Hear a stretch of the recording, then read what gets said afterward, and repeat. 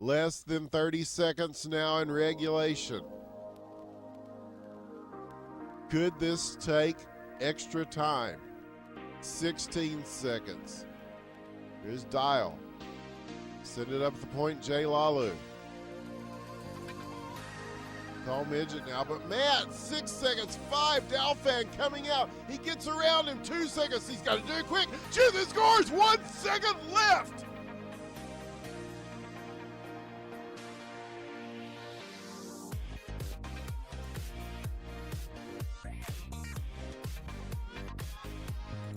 Hello everyone. We are here back finally after I don't even know how many years since the last time I've done one of these. 3. Is it 3? Did you check? No, that You would be didn't less check. than 3 because it was in 2020. Well, I know we did the podcast for a while on Oh yeah, that's what what was I'm it, talking season about. like 20 or something like that. But I Yeah, mean the which was interview series we had not done in quite oh some my time. god, yeah, I don't even know. Been that long? It's been You a wasted on while. It's me? been a while. Well, yeah, we're popping the cherry with you. Which An honor. it's kind of well, for one of us it is. Anyway, so I'm here with Tony, and I'm also here with Paco. Paco, nice to chat with you. We'll pretend I haven't just been talking to you the last like 15 minutes. How you doing, bud? Yeah, pleasure to be here. How's it going, guys? It's going well for me. Tony, how about yourself? I know you've been gigging it up, right? Oh yeah, rock and roll, and it's awesome. Rockstar now. Blowing Yeah, up my yeah. voice. Blowing out his voice, blowing out lines. A lot of fun stuff Blowing going out his on in. back. Yeah. Oh A lot of fuck. fun Next time. stuff going on in Tony's life here. Anyway, I just wish there was more HQM in it. Honestly, that's the only thing see, I'm missing. I don't believe that. I'm gonna be honest with you. I do not believe that you wish for that. I don't know, man. Tony really enjoyed the last series. I kind of gone back in the Oh yeah, Team HCM Canada. itch. Paco did a great job setting that up. We'll get there. We'll get to that one. We'll get some thoughts from both of you on that one. Oh, Hopefully the okay. sound's coming through okay on the stream. It looks like it should be fine, but just if there are any issues and anybody's watching and hears that, just let me know so I can fix that now before we get too deep in it.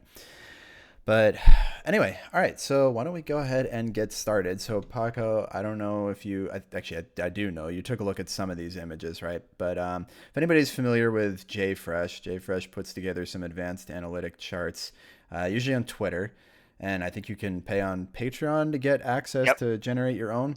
And Tony has, I think, reached out to get I JFresh's did have his permission to approval. share Yeah, these. his Yeah, he permission. he told me Yep. I could post them if I wanted to. Yeah, he had to pay for them. They're the highest tier of Patreon subscription to get the HQM Yeah. ones. But yeah, JFresh produces these. No, no, no, no, no. No, it's just I stole his design because I love it so much and asked him if it was cool. And he was like, this is just for a video game. And I'm like, yeah. And he's like, yeah, go for it. You didn't And even want so to tell him. I'm looking at these on I the might stream. have They're told, all red. I don't remember. I'd have to go through our DMs. I might have explained what the game was to him. I don't remember if he asked. You're How like, am I cool it would have been to terrible? get I'm looking. JFresh in on this. But anyway, look. So well, hold on. Let's let Tony explain what they are first, right? What do the Yeah, numbers go for it. mean, Mason? Tony, explain to us what we're looking at here as we have a little slideshow going on Well, screen yeah, for again, everybody so watching. I assume I'm a little delayed on what you're looking at, right? Oh, I just see the Lewis League Season 1 Paco. So essentially, it's just percentile stats, which is ranking people from, well, in the LHL's case, or the RSL stats, which Paco has here.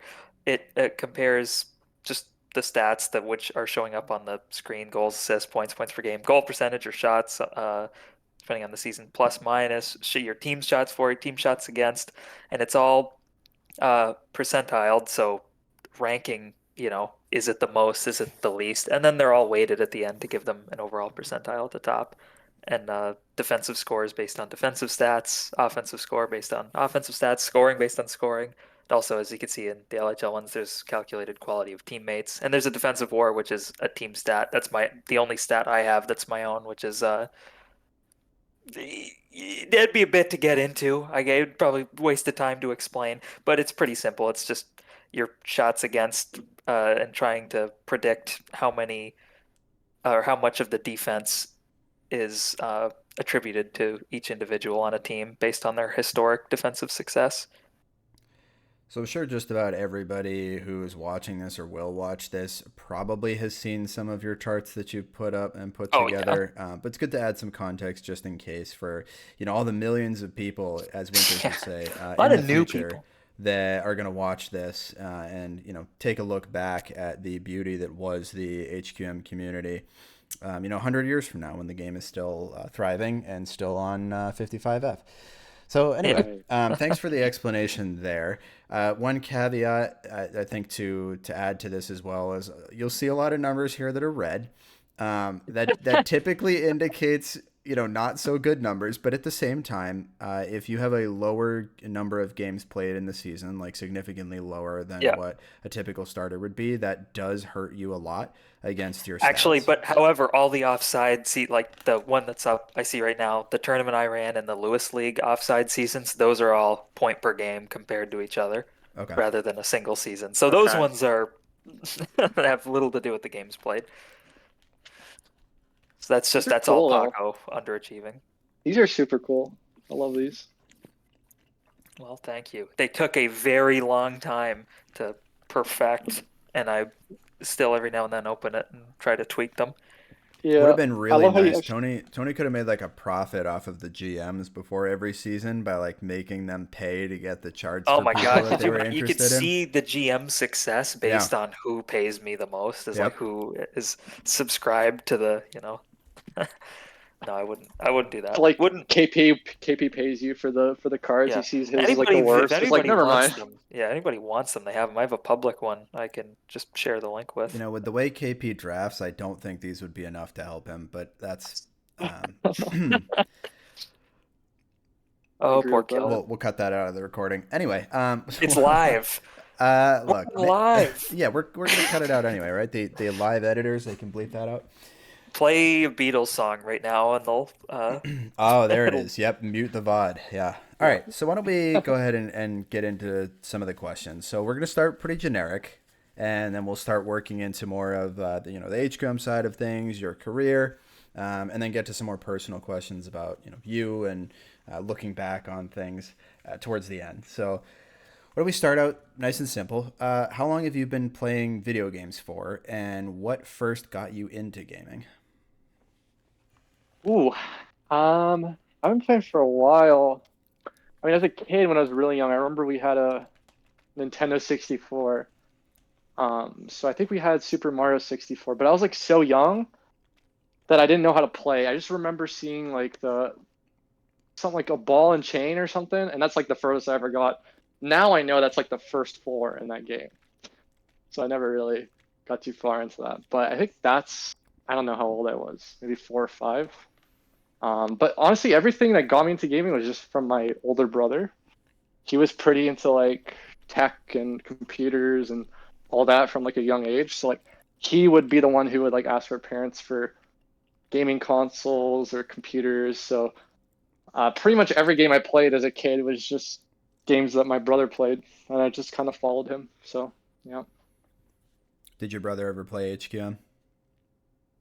No, but I did show him it at one point, and he was actually kind of interested in like the concept of the game, like competitively. Also, one time he saw that it got flagged for an antivirus, and then he thought it was a virus, and then he went into like the net code to try to like figure out if it was actually a virus. So That's kind of Hey, funny. what did he find? he found that it was safe. Fuck. Good. Glad to hear Unfortunately. that. News for everybody else who tries to download it in the future. It is safe. I know it triggers a Windows firewall, Windows Defender I mean, it's warning, but technically safe. I don't look, know. it might not be safe. Is it Like real? it might not be safe for your health, like your mental health, but it's safe for your computer probably. Real quick, going off that before we get into any other questions. I know you're a hockey fan, right? You're a big Maple Leafs fan. Yeah, massive. Is that part of the reason why you kind of got into HQM? I mean, for sure. I mean, first of all, I got into HCM from the r/hockey posts, recruitment posts. So obviously, me watching hockey got me into going to subreddit, but Honestly, I don't think that was the first thing that I noticed about the game that made me want to play it. That it was just like hockey based. Like that was obviously a cool part, but it was more so like the videos that you linked in the recruitment post or whoever made the post. Just seeing like how much control there was. But I mean, yeah, definitely just being in a community where everyone kind of watches hockey, and then I'm watching hockey a lot as well. Then it makes it better that way. So it I made it think easy to start off just like speaking with people and like JSL or whatever, that everyone kind of had like a common interest in hockey pretty much. So I've always actually been surprised how many people that play the game aren't super into yeah, hockey. There's a weird amount of that given the cult-like community or cult-like following that the game has. yeah, Uh, no, it's true. There's like very good players that don't watch hockey at all, like Meat and Clacky. Those are two I know for sure. They just don't care at all about hockey. Gabe Just never Yeah, watched it Gabe either. was an old player like that. I Yeah. remember, like a good player who just hated the sport. Goose, yeah. another elite forward that Oh, I didn't thought watch. I thought Goose was a Stars fan. No, he is not. He does not watch hockey. Oh, I think interesting. he may have started watching some of the Stars, but I don't believe he was ever big into hockey. Yeah, that's crazy to me. But Yeah, just going back to that question though, like for me, I think I mentioned that it was more about like the competitive aspect of the game that I noticed. Like when I was growing up, like getting into games, like Halo 3 was one of the first ones I played that I really got into like the competitive side of it. And I was like young at the time, like maybe like 10 years old. And like every game I played, the common thing about those games were they were competitive multiplayer games. Like yeah, I got into Call of Duty later on, League of Legends. Um, every single game I played was like super competitive, and I just liked watching the esports or whatever for any one of those games. Like I was watching Halo back in the day, like MLGs in like 2007, 2008. So that was the aspect of H2M that got me hooked onto it when I noticed there was the leagues. I was like, okay, like there's competition here, and that's kind of what made me want to play and want to continue to play. So yeah. Cool. Is you were talking about competitive games, Halo? What would you? And I assume that all of your favorite games probably have that in common, like you said. But what would yeah, you say is your favorite game all time? Had to pick one. favorite game of all time. I mean, I have to say Modern Warfare 2, Call of Duty, Yeah, just because I've played it so much. Um, I don't know, like at the time I was like 12 years old and all my friends were playing it and we're all playing together. It's just only good memories playing that. So definitely that game. And I played a little bit competitive in that game too. Like game battles, oh yeah, yeah. I game had battles buddies who did that. tournaments, whatever. Yeah, like I would play those. Like I never really got into it past that. Because at the time, like there wasn't really much of a scene in Call of Duty for like esports. So like no one really knew what it was, but that's pretty much I would say that's probably my favorite game. But like shout out to Halo 3 as well. That game is the goat, honestly, for like casual as well. Playing custom games and that. Um, Portal 2 though, that's one single player game I'll say that I really loved. And I'll still play it to this day if anyone wants to play it too. So I'll yeah. fucking get on, dude. You didn't tell me. I love Portal. I played with Clacky a few years ago. We just finished the whole co-op I campaign. bet But that yeah, that was game's something great. Oh playing yeah, with that was him. so much fun. It's I actually bet. that's a great game. I love it so much. I played that with my little brother a few years ago, and he was a kid. Like he was a kid. He was probably like 11 years old, and it was amazing. It was just that's such Yeah, a great game. yeah. I mean, I don't normally play like any single player games, but that game. I mean, I didn't even play it like a single player game. I guess I played with friends, right? Like a Hmm. co-op campaign or something. But still, like that game is so cool, and also like the custom maps of that one too. So I don't know. That's enough of Portal though. I haven't touched that in a while. Yeah. So also pretty sure you said it. Would you say that then the leagues are what kind of captured your attention, kept you going all this time? Like if it hadn't been for Yes, the leagues, do you think probably just another game you try out and move on from? I mean for sure. Like if it weren't for the leagues, like say I joined like later on when LHL wasn't active or JSL wasn't active, like I didn't have anything to play, I would never have continued to play the game. Like there's just no chance. Like when I signed up, it was for the it was for the JSL like only, right? And Mhm. then once I realized, so I signed up for JSL as soon as I saw the recruitment post or whatever, and then I completely forgot that I even signed up like a week later until I got like a Steam message from Sully actually. Um, Shout out Sally. he was trying to remind me that I signed up, and I was like, okay, oh, the draft is coming up. I guess I got to practice in a server or something. Like that was my initial thought, because I didn't want to embarrass myself in JSL. Like I didn't know the standard, or I felt like people were ahead of me, you know. Yeah. But it was definitely my only goal was just so I could play good in the league.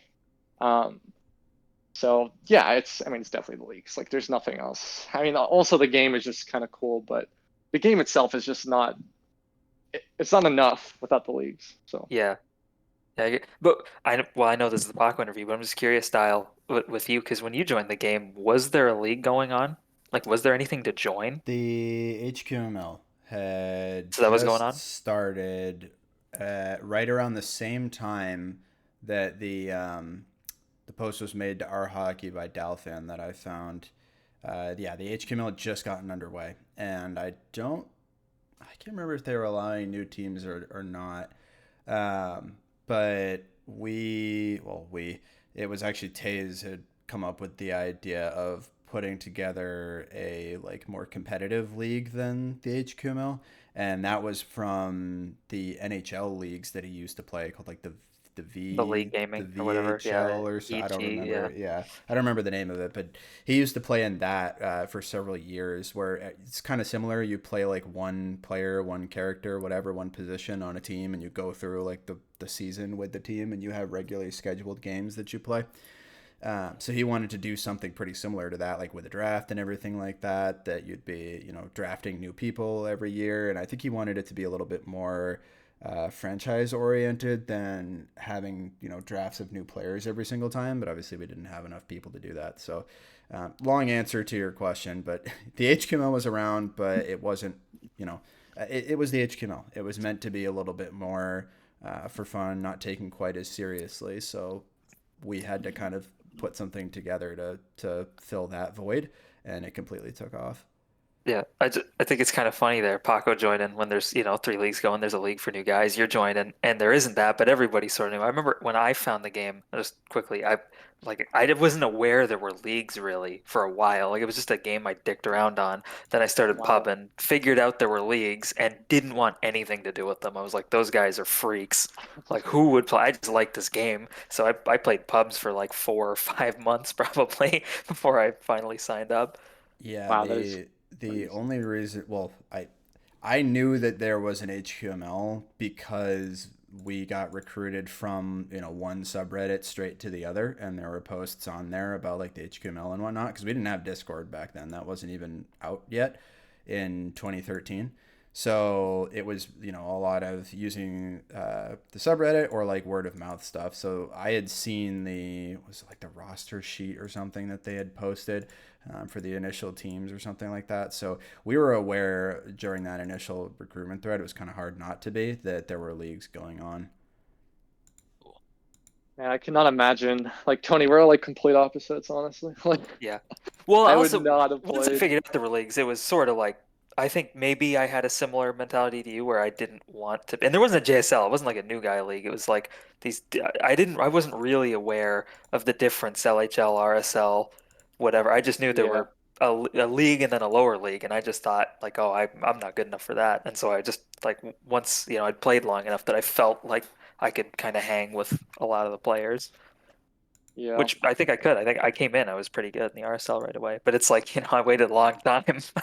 If I joined right when I started, who knows what would have happened. yeah. No, that's fair. Yeah, I guess just for me, like I always play like multiplayer games, so I guess I just would have been bored just playing by myself. I don't know.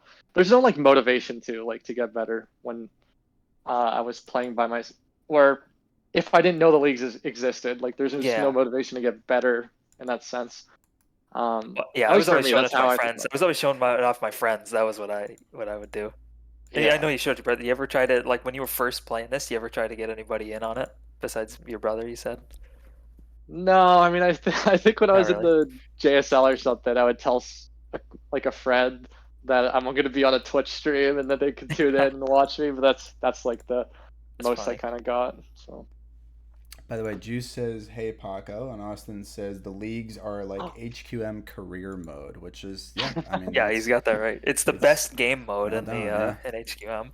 that's yeah. true. Hi, Juice. And Unfortunately, it's inactive right now. there's Not no rage supported currently. resetting or anything like that either, so you're stuck, Yeah. which caused numerous problems, and we'll I'm sure get to explore some of those today. But Well, you just recreate like Hesse. yeah, there you go. Yeah, disappear for like a month and then completely change your name. I feel like Quacky and just get a mic and then you're just a completely different person now. Yeah, or go play in EU and use my name instead. Yeah, that's weird. Yeah, weird. Okay, so we already started to get into this a little bit, but at first, foray into competitive hockey. You said when you signed up, or when you found the game originally, there were already JSL signups out. Was that like day one you signed up for that as soon as you downloaded the game? Yeah, I mean the post said that there's JSL, and then I went on the subreddit because I didn't know if I could sign up just being completely brand new. Like I actually wasn't. I probably wasn't gonna sign up because I didn't know what the standard was for the JSL. But then I did see a post by Sully on the subreddit saying that he was just like encouraging people to sign up even if they're brand new, and that he himself would be having like a brand new team in the JSL because he was GMing and JSL for that upcoming season. So I signed up for that specifically for Sully's team, and that's why he kind of reached back to me afterwards on like Steam saying like, "Hey, are you still interested in playing?" I was like, "Oh yeah, I guess so." But yeah, the signups were there. Shout out to Sully because I don't think maybe alternate universe I wouldn't have played if he didn't make that post. So Did you happen to play in any I think they're called prospect tournaments back in the day that we would sometimes hold shortly after a recruitment thread or a larger recruitment thread? Did you ever participate in any of those? there was one a couple days after the recruitment post, but I had forgotten about the game immediately after I signed up Oh, that I didn't participate in it. I thought you did play in that. Bad No, research by me. I never played in the prospect tournament. The hell tournament were we thinking of? Whatever. Moving on. But I do remember like Payne participating in that and other people, and that's why I kind of felt like I needed to catch up once once like the draft was coming up because like, oh shit, like everyone's played in this prospect tournament, they're probably like way better than me now. Oh, you know, I it was gotta really fun. practice a What little bit. the recruitment guy found, which Dial would probably remember very well. It was just Oh a yeah, huge like recruitment. season Guy had 7 or found the something. Yeah. game like a week before the thread. Like it was just a coincidence. And Guy was playing in this new guy tournament, and he was just ruining them. It was Oh so no. funny. But he just, like he'd been on the game for maybe a week, not Oh yeah, a even lot of probably. lot of people thought he was an alias of somebody that was like playing the game regularly, not But because he yeah, like I looked can't like he imagine what was. half of those guys thought. They're just Yeah, like, "Oh my God, should I be this good?" Like yeah. playing at your first time, and then there's this guy who's been like playing the game for a week, and he's, well, you know how fat, it's a big stretch of time from having never played HQM before. A week isn't much for us. A decade in dial, but um, yeah, it must have been Yeah, crazy a for those week guys. he could probably like shoot a little bit on net, and that's like more than enough in a Mhm. prospect Shoot tournament. a Yeah, little bit, yeah, I like could see carry where the that, puck a like, little. these Yeah, guys have that experience where you'd immediately think, like, oh my God, I'm already behind. I'll never catch up to these guys. yep. Like, they have the prospect tournament under their belt. Yeah. Despite people probably thinking that was the probably the largest recruitment I think we've ever had outside the initial one that was able to kick off the start of the competitive leagues. So clearly it was effective. I don't know how much the prospect tournament actually maintained that, but we'll give it some credit. Yeah. All right. Well, so then you talked about it. You talked about Sully, the grabbing you in the JSL that first season. Yeah. Did you play RSL and JSL at the same time, or was it a full JSL season, RSL the next season? I Like, mean, did you play any RSL? I got picked up for RSL like maybe a month in of playing JSL, or Okay. like a couple weeks, but it wasn't immediate because I actually just had not played at the draft. Like, no one kind of knew who I was at all. So wasn't really in JS, or I wasn't really in RSL until like halfway through the season, and then Hawk picked me up in Is that on RSL. the Minnesota Fighting Saints? That Yeah, that was. the picture will, I think it just went by. Yeah, Yeah, yeah, it'll that I rotate saw there. that. Yeah. Yeah, that was the Minnesota Fighting Saints. And that was an interesting season. I don't know if you want me to get into that, but Yeah, uh, yeah, Yeah, go if you for it. want, if it's Go for it. interesting. Yeah, yeah. I That's what mean, we're yeah. here So for. like, Unpack it. Let's get it all out on the We're table. trying to figure out what went wrong, really. Yeah, exactly. We're trying to piece it all together, and we think okay, it well, starts with you. first I'll just talk about the JSL because I love the JSL. That It might be season the that I first played in. time I've ever heard somebody say that. That is I thought it was actually amazing. true. Well, It Hippo was loved so it. much fun. That's Like, that's true. There were people that did love it, but I'm sorry. Yeah, We're the over. roster open right now. So I know you're about to go off. I'm just looking that's like Yeah, fine. this is hilarious. yeah. Like just for people, listening who don't have it in front of you, this team's got Rezi, Quacky Face, Paco, there's like Slam Duncan. I assume that's Ben Johnson, Yep. Probably. Teleturbans, Yeah. like a Yeah. lot in it. Gunkin, Pepperoni. I remember somebody named Yeah. I want to drink bleach. I feel like Bleach, that's Sam Bones. Dude, I remember this whole squad. That's actually But that is a surprising number of players that played for several seasons. yeah. yeah, I mean, Rezi at that He point, got he frozen. got frozen like pretty quickly, if I remember correctly. Like, because he would never played after a certain point, and Quacky just never showed up halfway through the season. So we actually just had a full rookie team after those two were gone. Like, that was everyone's first JSL season, which is actually what made it more fun because all the other teams had people who were pretty experienced, and we were like dominating. Well, because I think the Uh, JSL had been around for like 5 or 6 Yeah. seasons before that, yeah, right? So that This was is not season 7 early JSL. JSL. That was actually like right around the this is end of the late. This is JSL. like the end of it. Yeah, Yeah. yeah. Yeah, this is JSL season 7. So there was like a couple people who had been there before and played, but we did well. Like our team, we were second, I think, in regular season, and our rival team was led by Daniel Legou. I remember the Philadelphia Good God, something. Daniel Agu had 31 goals, Yeah, he didn't. 15 games. It's not fair, man. He already played. Anyways, he was like honestly, my first like rival in my head was Daniel Legou. So can I'm I? so again. I'm gonna try to stop interrupting you here, Go but for you it. this it's so funny. I'm looking at this season 7 JSL roster. You say that your first rival in your head, Dial. Your first rival in your head is playing in the JSL this season. Yep, Kanye yep, West. yep. He's on the Blackstone Bros. making Yep, whoopee. yep. That was Dial's first guy where he's like, "That's the bar." Really? Yep. Yeah. Yeah. Because yeah, I happened to see him. He joined the game same time as me, and he was, or at least I thought at the time, better than me. I was like, I don't know what it was, but I was like, I got to be better than that guy. Like this guy, I got to beat this guy right here. That And is I think it's safe to say now, looking back, I probably It was succeeded. close, but yeah. Yeah, so it's a little close there for a while, maybe. Until the first game was played, but up until that, up until the first game day of the LHL, it was a close contest there, and yeah, he was my rival. But I gotta ask, I know Tony's interrupted you here, and I know you have a story you want to go through, but everything you're fine. saying just brings up so many questions. Because for those who don't know or maybe don't remember, the JSL, especially towards the end of it. Well, let me back it up. The JSO was started as a league that was meant for newer people in their first, 1, 2, maybe 3 seasons in the league. What ended up happening was there were too many people playing the game, ironically to say, but not enough that were really good enough to fill out like LHL and RSL rosters. So what ended up happening is the JSL just became the place where all of the RSL backups that weren't good enough to play would start. And so you had people that would just kind of float around in there for 2 calendar years who just weren't getting any better and were taking away starting spots from newer players who, could and should be using a platform like the JSL to be able to learn how to play in a competitive environment and move up and play the game. As you can tell, I probably have strong opinions on that. And I'm not alone. A lot of people, really felt that JSL had kind of failed because it allowed for people to, kind of just wallow in their own lack of of skill and just beat up on new players and again take that time on ice away from them.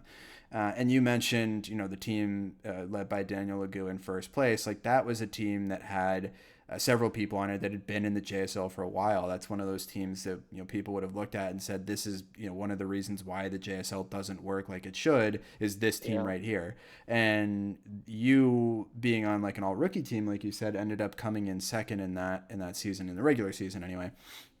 Do you feel, looking back on it now, that that was that ever a problem for you? Like, did you ever come into it thinking, oh, all these experienced players we gotta face, we gotta beat? Did you ever think to yourself like, oh, these guys are taking away ice time from people? Like, did you ever consider those things, or are you mostly just focused on yourself at that point? I 100% consider those things. Like every single time we played against that Philadelphia team, I was like, if they would add someone else onto their roster that had already been playing, like John Cena or something, and apparently this guy's been playing for like years, and then he would just shit on us. I'd be like, every single time I'd face a team and then someone would go off like that, I'd be like what's the point? Like it's interesting though you mentioned like taking away the ice time from new players. I never really thought about it like that, but that's like completely true. Like, what is the point of just adding all these experienced players? You're not growing the game anymore. You're just making these people who have stagnated in their skill like just shit on new players. Like there's really no point. You're not developing any new player skill, I guess. Yeah, absolutely. But yeah, like that was my main complaint in like the finals. Like we faced them in the finals to end the season, the Philadelphia team, and it just felt like we had no match for them, honestly. Like we got like pepperoni in net and like slam dunking on D. Like, come on, he's not stopping Daniel Legou and John Cena, who have played for like 2.5 years. Mm-hmm. There's just no chance. I think the point of the JSL, part of the reason why I'm so I get so annoyed about it is because the JSL is very much something that I had a heavy hand in helping create. And the whole point of it coming in was that it was never meant to be a league that was active all the time. It would be active for, up to like 3 seasons after a recruitment. So, we'd put out a recruitment thread. We ideally had wanted to do it like every 6 months, but it ended up being like every year because of issues with Reddit, right?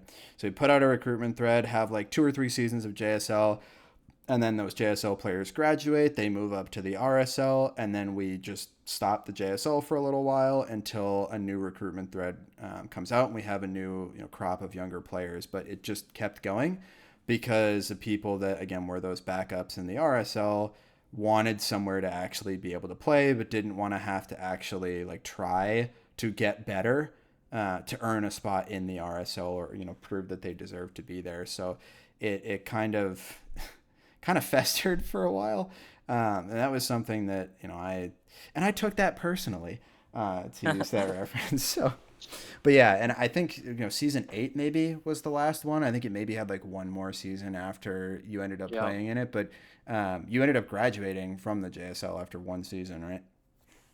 Yeah, after 1 season, pretty quick. Real hard stuff, people. It's just like the natural progression, right? Like, I don't know. A season is a long time. Like, it's like 2 or 3 months. 3 months. Yeah, it's usually because we typically did about like 10 weeks. Depending on the number of games, it could be like as low as 7 or as many as 12. But the regular season would be about 10 weeks. Plus, we'd usually do a week of preseason, and then the playoffs would be another 2 or 3 weeks, plus like 2 or 3 weeks of off season. So they could easily get to almost 4 months in length before a new season comes around. Yeah, like that's a long time. I'm pretty sure I was on the LHL roster within 4 weeks of playing on the JSL. If I remember. Yeah, you kind of found it a cool time. It would be with the season where we tried to do prospects. Yeah. So actually, yeah, if you wanted to like, it's a Shigai, I assume that's Crab, right? Yeah. Crab grabbing you right away. I think it was cool. I remember when Crab like messaged you on Snapchat or something. I knew nothing about this guy. Okay, I didn't know anything about any of these LHL players. So you didn't know he was racist yet? Okay. I didn't know. All I knew was Crab would never type, and I thought he was like some mysterious guy. So then, when he messages me on Snapchat or something, he gets my Snapchat from Sully. He's like, "Hey, I want to pick you up in LHL, whatever, be a prospect." I was like, I was like, holy crap! Like, oh my gosh, I made it. That was my like initial reaction. But that team was it was so good to see like people playing in scrims, and Was then I seeing them on the play in the team games. when that happened? No, I don't think you're on This the is team. later on, yeah. Yeah, this is later on. But I remember 'Cause I don't as remember soon you. as Crab added me to the team, like I showed up the next LHL day and he just threw me in a scrim. And he threw me in an LHL scrim before I ever played an RSL scrim or RSL game. So I had no idea what I was doing. I was just Wow, so you completely like I really have thrown straight into the fire, huh? yeah, exactly. Yeah. Like I went from having like Slam Dunk it as my D man pairing to Taser. It's like quite the jump. Yeah, that's pretty rare. I think maybe Juice and Guy did that too. Well, Guy got thrown into the LHL finals while he was in the JSL. That's But crazy. yeah, I think Juice I might have think had the Guy same Guy thing was the happen to first him. one to play a game in all 3 leagues in the same season, right? It might have been the He last may one be the too. only one. Yeah, yeah. Yeah, it was. Yeah, he shouldn't have been in the JSL. That was weird. I don't even think he was starting in the RSL. It was, I don't know, it was weird. That guy's Were you starting on different. that RSL, this Hawks team, Paco, when you showed up, or was it Uh, like you're backing up there? no, I was backing up. And I Okay. remember in the playoffs, because I was a D man in JSL. I guess it's also kind of rare. Most of the new players, Damn, good points per game too. Playing yeah, D, 12 goals. most most like good new players I guess get thrown onto offense. But I think Sully wanted me on D, and at the time I just wanted to play D. Like I didn't trust anyone else, I guess, to play it. Or I don't know. I played D like I feel IRL, like soccer or whatever. So I was just more natural for that. But yeah, like Hawk didn't put me. He played me in a few games. I remember the very first game he played me was actually in net, and I let in like a full ice grounder or something. oh, So I never played goalie before. I just killer. played JSL. But he started Master Metroid over me in the playoffs. I remember that. To this day, I still remember that. And then they lost in the Yeah, that'd be semifinals. something worth remembering. Not really a knock on Metroid so much as it is, maybe on the talent evaluation by the GM. I mean, to be fair, I don't know if I was better at that moment. I probably was better at that point. But The stats look significantly in your favor, in but RSL, really? yeah, he had 1.7 games, you had 5 and 6, and one of them was in net. So, Yeah. So come on. fuck you, Come on now. Hawk. All your fault. But Let yeah, me I didn't That's an play. I interesting didn't play team. much. Jeet, question mark Riven. I don't players. know who Shuyin is, but Shuyin? Shuyin's a legend. He was He playing was net around for for a us. couple seasons, right? Yeah, he was. He played with I think he played on Hawks team the season before that one too. But you that guy remember was what like super nice. do you remember what Jeet was like back then? Very high pitch. Hawk Yeah. kept asking for his sister Snapchat. Oh God. Jeet was trying to get his own sister's Snapchat. Poor Jeet. Poor he Jeet. would disconnect a lot. His mic quality was terrible. It still is. So nothing's really changed there. I don't know. I don't really remember much about him. Like he was That good. it was He was probably very. after he was banned for like he had such a long Oh stretch yeah, before you joined where he was banned for like a full calendar year, I think, and stuck yeah. it I didn't out. I didn't know anything about that until like much later on. But he seemed fine to me at that All point. right, good, cool. Yeah, he was pretty good. He was pretty good. Hawk was really good at the time too in RSL. Um, he was also Hawk pretty was a insane. very So I thought talented there's player. Yeah. yeah, Hawk was actually really good. I think he's like honestly no bullshit, like one of the best like passer playmaker ever. But he has the I worst thought shot he I've was going ever to be the next Crab. I just didn't realize I meant the racism. seen. Oh Oh man. God. To be fair, the crab is being racist is a joke. That half of that we're kidding. That's what makes it But funnier, though. Yeah, but anyway, something the other guy, in terms of skill, he was yeah, good. he was Oh, he was talented. cracked. Yeah, he was cracked. I really thought he was going to be an insanely good player, and he probably could have been. If he just had better attendance, really, I think that's what killed him in the end. Yeah, I think The so. lack Actually, I of played with him a forward lot of spots played a part in seasons. that, too. I played with him in LHL eventually, and then he picked me up on RSL the next season as well. So I played with Hawk a lot. What was Actually. the next season for you? Oh, is this what Season Psych Ward? 15. Yeah, the Yeah, Psych Ward unfortunately, Sirens. I don't the stats weren't done for this season. Wait, They're hold only on. What was partially the Yeah. done. team called? The Psych Ward Sirens? Yep, Psych Ward Sirens. Now here's a hell of a team. Hawk's the non-playing GM. You say Hawk picks him up. Hawk is not on this team. I'm just gonna Oh yeah. legendary Trev, Paco, Shuyin again, Dead Latin, my grandfather, Little Owl, who must have been brand spanking new, Yeah. Teleturbans again. Like, this is a strange team. Doesn't look like it went as well as maybe your other teams had gone up to this point. Oh, that was a terrible team, and I remember Owl. That was Owl's JSL season, but I think eventually Hawk played him as my forward partner. I think I played forward that season, weirdly enough. That was a weird one. I don't know. I don't really remember much like playing with Trev.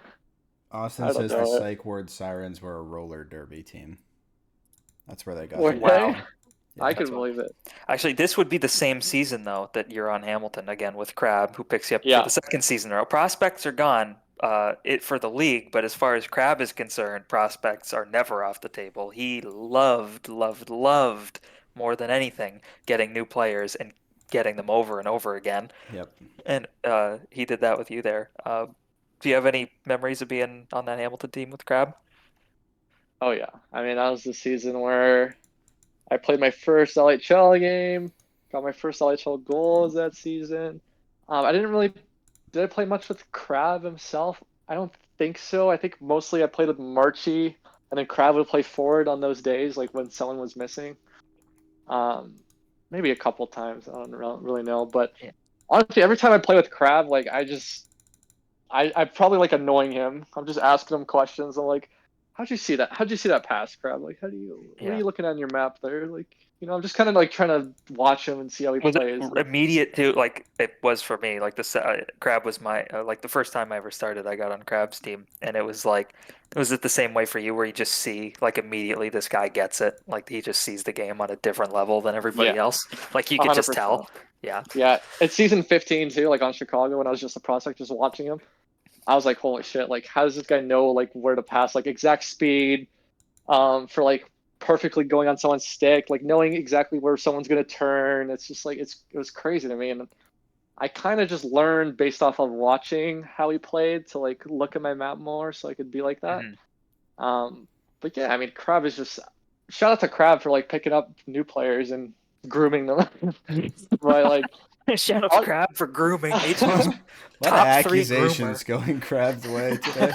It's, All positive. yeah.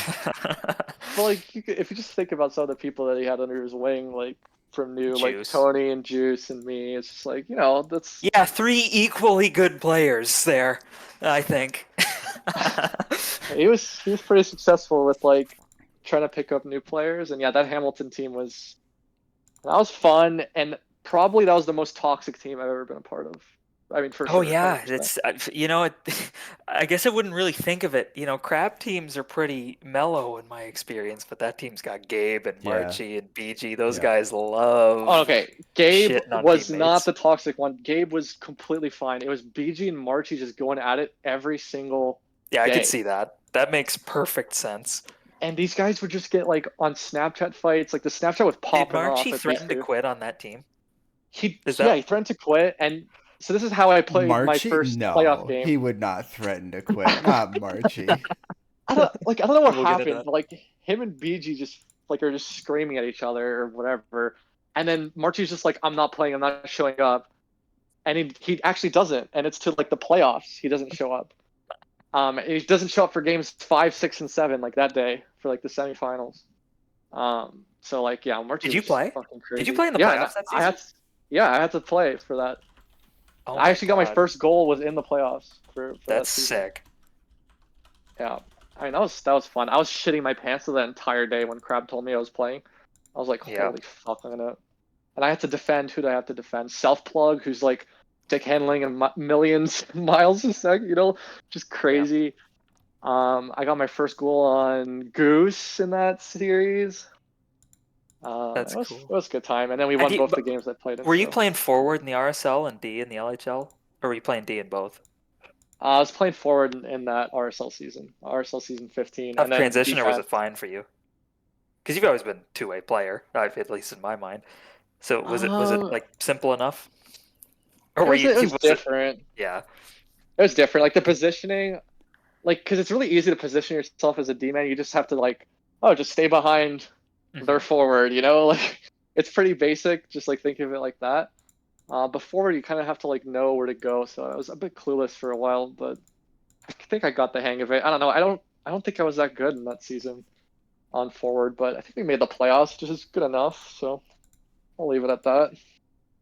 Yeah, cool. All right, so Was the that the next. season you had 50% attendance? No, that's the next one, which Oh, okay, I want okay. to ask. I'm I want ahead to by ask a about. while. So Yeah, after sorry. that, you know, not really our business as to why. It doesn't really matter. We're gonna But ask the next anyway. seat, yeah, well, the next seat, well, if you want to share it, Go but you for it. sign up sub 50, and not a lot of players do that, even at the RSL level. I find like we added the sub 50%. I think PK really wanted it. He was one of the, and then he never ended up even doing it. It was really weird. I think it was PK that wanted it, and it was just sort of this thing we had. And Yeah. you sign up under 50 and play like just like how does that how do you end up signing up knowing you can't make it, and how what was your experience playing and only being able to make half the games?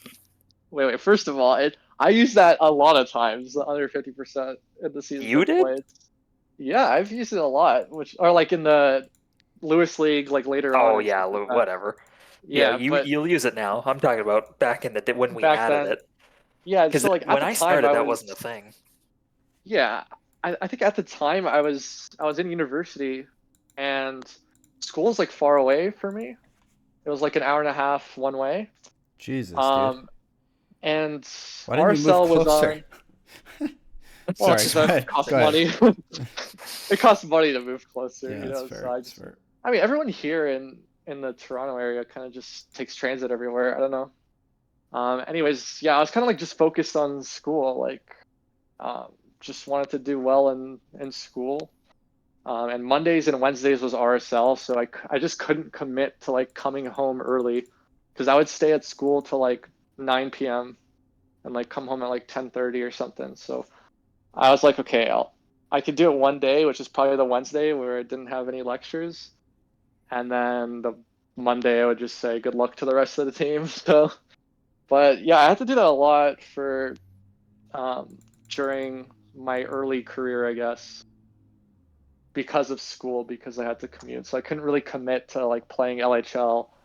And honestly, I hated signing up for 50% a little bit, just because it feels like so half-assed, you know. So Mhm. it didn't really feel good. Like it couldn't help the team to win in like the playoffs in some cases too. And you're gonna mention the season 16 season, right? That's the one. Uh, Yeah, that's the one we're kind of. This is the first time I think yeah, you signed up sub 50.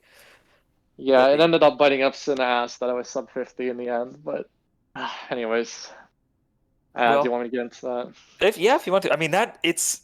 I think in the RSL lore, that is one of the better. Even if they don't win in the end, that is one of the better teams. That's one of the more interesting teams, I think, where you're playing with Quacky. Probably that's your first real experience with him because he's playing goalie in the JSL. Now you're seeing Yeah, what he can do skating.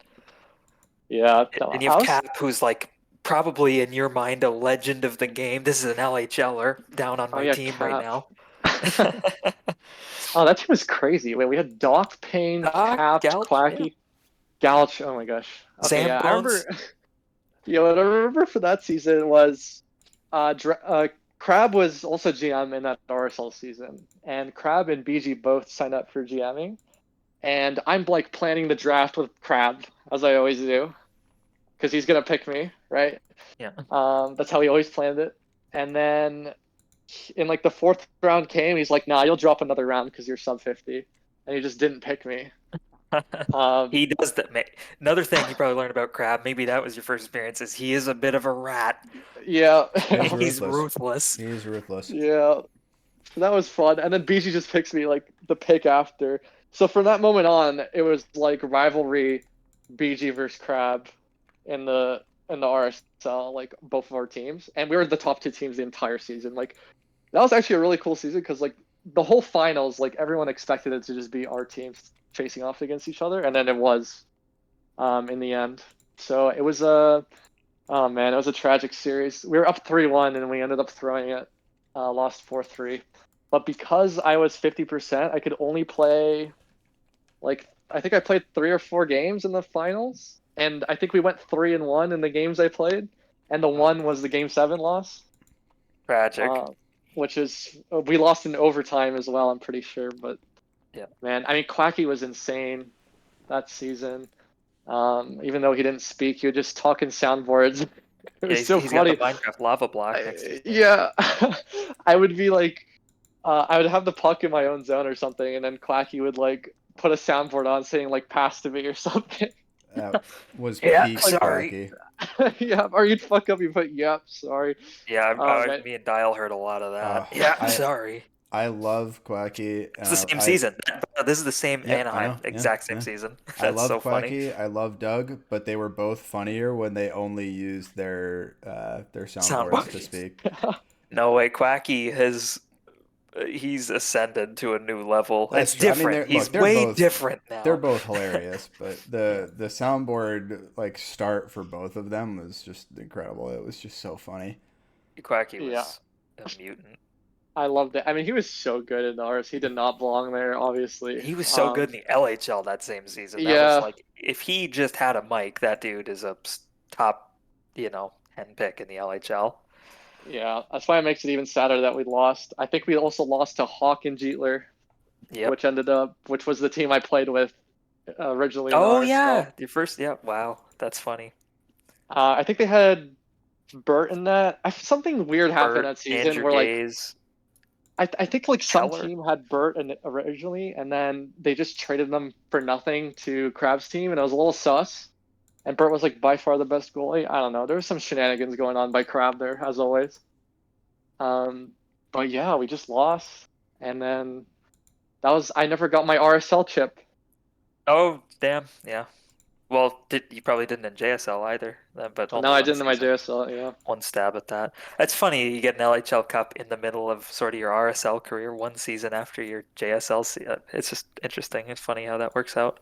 Oh Some yeah, people yeah. like PK literally play in every season and he didn't win, and it's like, but then you just the I way it didn't want falls. the backup cup. Like I don't Well, know. you It's played I though. always You played in the playoffs, and you didn't just get the throw you out for the minute in a yeah. blowout game 4. It's like you played, and like No, that's fine. if it's not for you, they don't win. So I think the blowout thing though, that should not count. Like that's I've always stupid. thought that too. I hate that. No It's one should get like, a cup if they play for like 5 seconds. Like, come on, yeah, like that's bullshit. no, but yeah, Whatever. I I played my you games. did not do that. Your games mattered. If you're playing worse, that your team doesn't win the cup. So Yeah. By the that's way, good. real quick, that season, just going back in time on the season 16 Hamilton, where I watched that finals, that was the craziest finals I've ever seen. I was against Dial's team, Yeah, I was Dallas. on it. You were on it too. Yeah. And that was like the most crazy close series I think I've ever seen to this day was that. And being in the team speak and seeing Gabe shoot like a shot that's like just a millimeter above the ground and goes past PK for the game winner. Oh my goodness. I Everyone remember was going Narg saving crazy. Dial on a breakaway that Oh game. yeah. I remember that too. That's That my was in the memory third. of the finals. That's the only thing I remember in the finals actually, is just game 7 breakaway save. Yeah. I remember after that I was like, damn, Crab just owns Dial. Yeah. That was what I was thinking. So what are your thoughts on that, Dial, that series? I think Dial You stats know, where Marchie owns them. yeah, And he definitely. the Yeah, next season too. Marchie was once Marchie really started popping off, he was always the biggest thorn in my side in terms of like probably the hardest defenseman I ever had to play against was Prime Marchie. Although both of Yeah, the he two was of you were extremely like close right behind that, but Marchie was probably the hardest. And God, I swear to God, he'd be on any other team against me and he'd just fucking stick to me the whole time. Insane discipline. He'd play on my team and he's just fucking picking daisies the whole time, not paying attention to what's going on, which is just classic fucking Marchie. I People hope he throwing hears shit this at one him. day. Yeah, exactly. Yeah, his fucking ape girlfriend throwing shit at him in the back. Uh, it's crazy how good he was, but like how like pissed he would get at BG. I don't know. It was just like a dysfunctional team that somehow ended up winning. So Yeah. It's just, I think, just talent winning out there. Marchie yeah, was good. I mean He BG was was playing just, forward that season. Come on, guys, no excuses. I mean, you run it back, we're dysfunctional, but winning that. like Tony said, a lot of talent on that team. There's a lot of talent on both teams in that finals, but yeah, a lot of talent Yeah. on that team. And I wasn't disappointed to lose the series, but I definitely felt like we our team didn't leave it all out on the ice, so to speak. Myself included. Damn. In that. Still disappointed after all I these was years. balling out. I don't know what he's talking about. That was Did you a have Kiwi monster, on your those team there? playoffs. Was Yeah, it was me Kiwi and on that Kiwi. team? Yeah, me On and D? Kiwi and Cap. Yeah, it was Yeah. me and Kiwi on D. I love playing D Oh, with okay. Kiwi. We had Doug and Austin on the bench. Maybe one of them could have played. You know, who knows? Who really knows? Wow, that's I a did bad team. really like our team there, yeah. But I do think, and Tony's right. He balled out during that playoff run. He's probably our best player the whole playoff run. I think But I Kyle was do our think best player, but we or did not TK. play as well in the finals as we did in the semis or in the Yeah, regular season. that is true. We were that way was better clear. in the Yeah. semifinal. And The Against Otto. I don't know semifinal if was it's also against. Shout out losing to or beating Otto. Yeah, that was against the insane Montreal. Was it Montreal? Yeah. Yeah, Yep, it was yep. Otto and Taze. That was Ike. like And Ike, Otto yeah. the season he was like 4 points a game for most of the season too, and then came back from a 3-1 deficit to beat him after after all the stuff that had gone on that season. That was the same season he got accused of cheating, and then suddenly yeah. He went started from to 4 fall and a quarter off. points per game to like 1.5 Yep. for the final third of the season after we said we found him cheating, which Yep. was not true. But we told him we knew he was cheating, and his points literally dropped off over 2 a game. You got to give it to Kiwi. He knows how to get in people's heads. Yeah. Kiwi's a gamer. Oh, he is. Yep. Do you guys actually think he was cheating then? Is that what you're No. saying? No. Well, actually, we didn't, and now looking back, I do. Because, like, that's weird. It's weird that we said if he keeps cheating, we're going to ban him, and then he fell off a cliff offensively. Definitely a weird coincidence. I don't think Otto ever really cared enough to actually cheat. Well, I think he cared, but he wouldn't cheat. I don't think he would cheat. I doubt Crab it. would cheat. Otto wouldn't. I don't Look, think we could debate. We could debate that for We all could night. debate who's But cheating. Well, actually, yeah. sorry, before we jump to, because I would assume this happened. Juice says Otto's a cheater, so there you have it. I assume it must have been around this time, or we're probably even past it. When was that tournament where I got the bidding tournament, Crabs tournament that I got? Oh, that was right after JSL for me. Right Okay, after so that was JSL after your finished. first season. Okay, yeah, so that would have Yeah. been probably when I was made aware of you. I didn't even know who you were when you picked me. I'm like, who is this guy? Why does he know who I am? Why did he bid for me? I bet What? Crab probably said something about I don't know. You never know. But I'm glad you picked me because that was a fun tourney. I actually got to play forward, which is crazy. Yeah, well, I brought it up to you, I think I'm similar to Crab in the sense that we both kind of liked, at least back then, getting a a newer guy on forward with us, like having established defensemen, and then getting a newer guy on forward. First. He said worse first. Don't forget that. Yeah, well, I mean, like worse than maybe the defenseman. All right, I'm not saying fuck like you. I want a forward worse than me, like Paco is. I'm saying it's like you get I want the a guy defenseman who got first. dumped on by John Cena. Bring him to me. Yeah. It was mostly Daniel Lagu. Okay, anyways, Just give me a hard that time. bidding tourney. You also had Rezi, which at the time, like to me, was like the god, because like he was on our team, got like 4 goals a game in JSL, and then got frozen, and then you played me over Rezi, and I was like, Yeah, why honestly, are you from playing what me I over remember Rezi? playing with you two, it was kind of like I was just like, there it, and I don't remember the games then, but I do remember my thinking in that bidding tournament, and I remember playing both of you guys and thinking like it didn't really matter. Like it was like I kind of like it was just what I had a preference for, and I probably liked you a little better, your play style better, but like yeah, I didn't think Rezi was like way better than you or anything.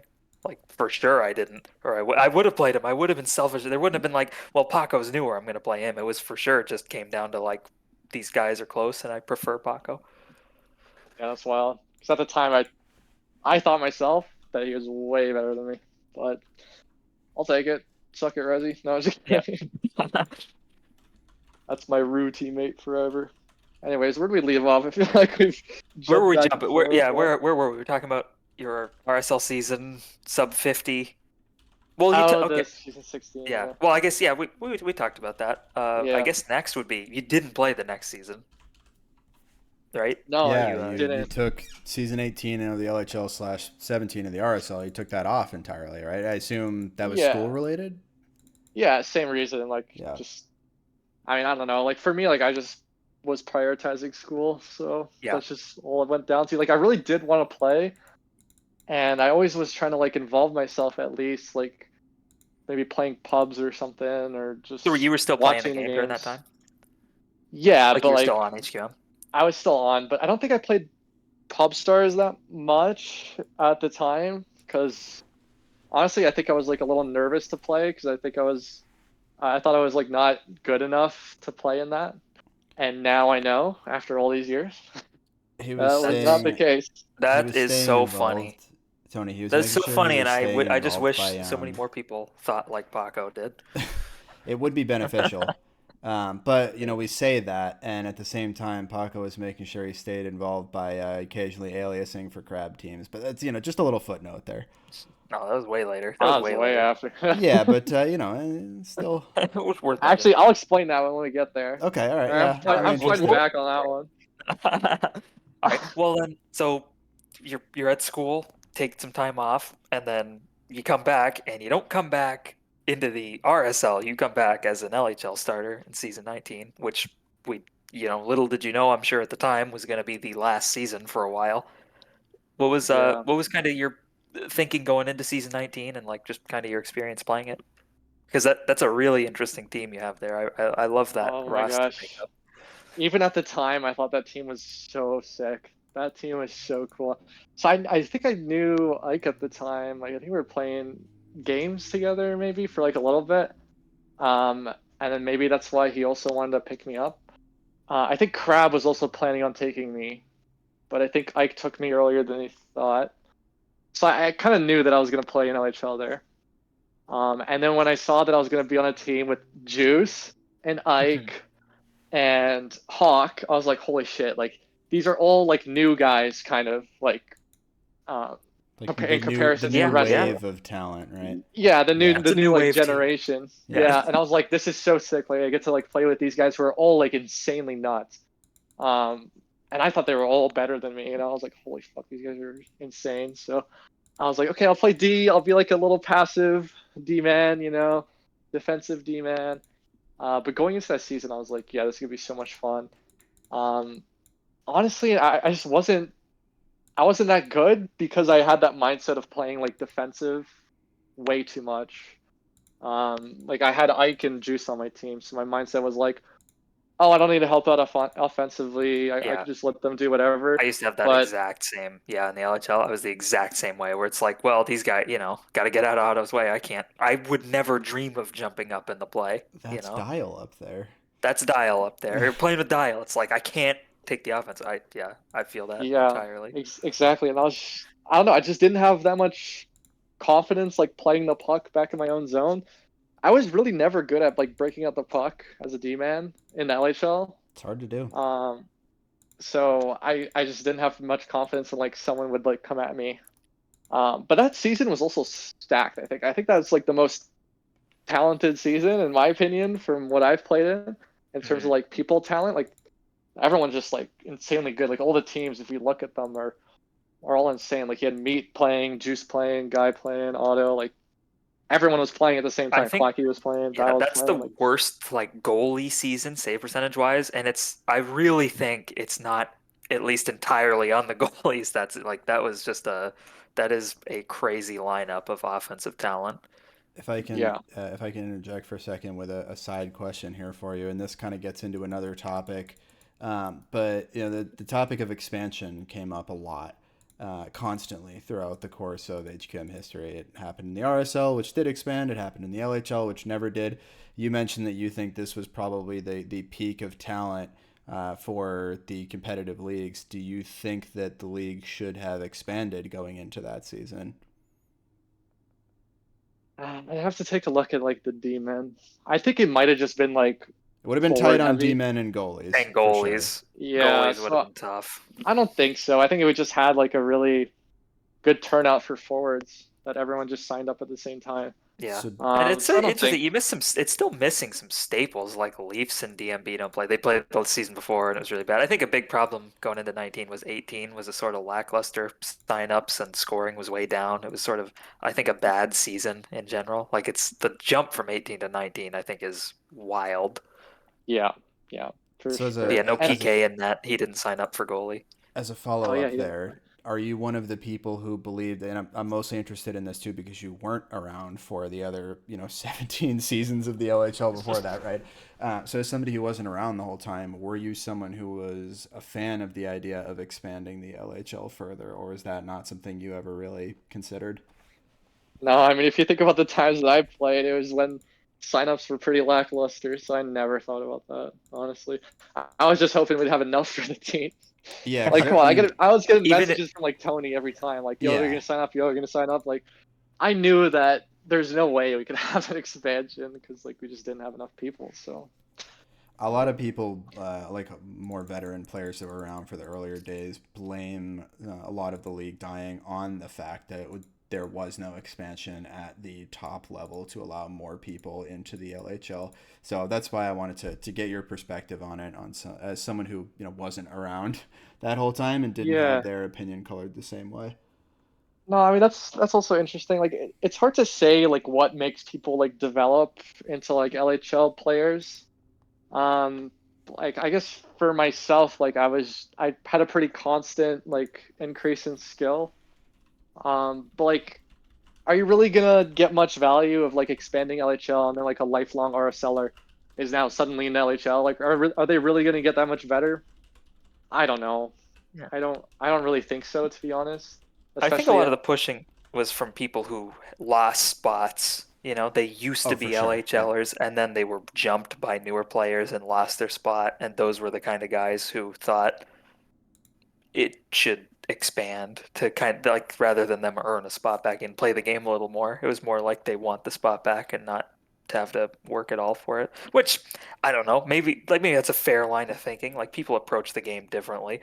They don't think of it as competitive as maybe like it's appealing to like us three of like, you have to reach the top and then you have to stay there. It's not enough to get there and play. It's like, I don't know. When I was in the LHL, even in those like or not early for me, but like middling seasons, I'm playing D. I've just kept thinking like I could be in the RSL next season if I suck. If I have a bad season, I could be gone. So I really, have yeah, to, those thoughts. yeah. Well, I think Oh I was wow, probably on the fence. I think I was early on one bad season away from going right back. yeah, Like I I think I probably was, and it wasn't even a thing about talent. It's just kind of how people view players. Like I would see these good players come and be bad and then be gone. Like Big V came back, who was a guy who was really good, but then he wasn't good, and he's just gone forever. Or Dick Dug losing his spot. Guys who I thought were good, which maybe they weren't as good as I thought they were, but like established starters at the very least would lose yeah. their I mean, spot.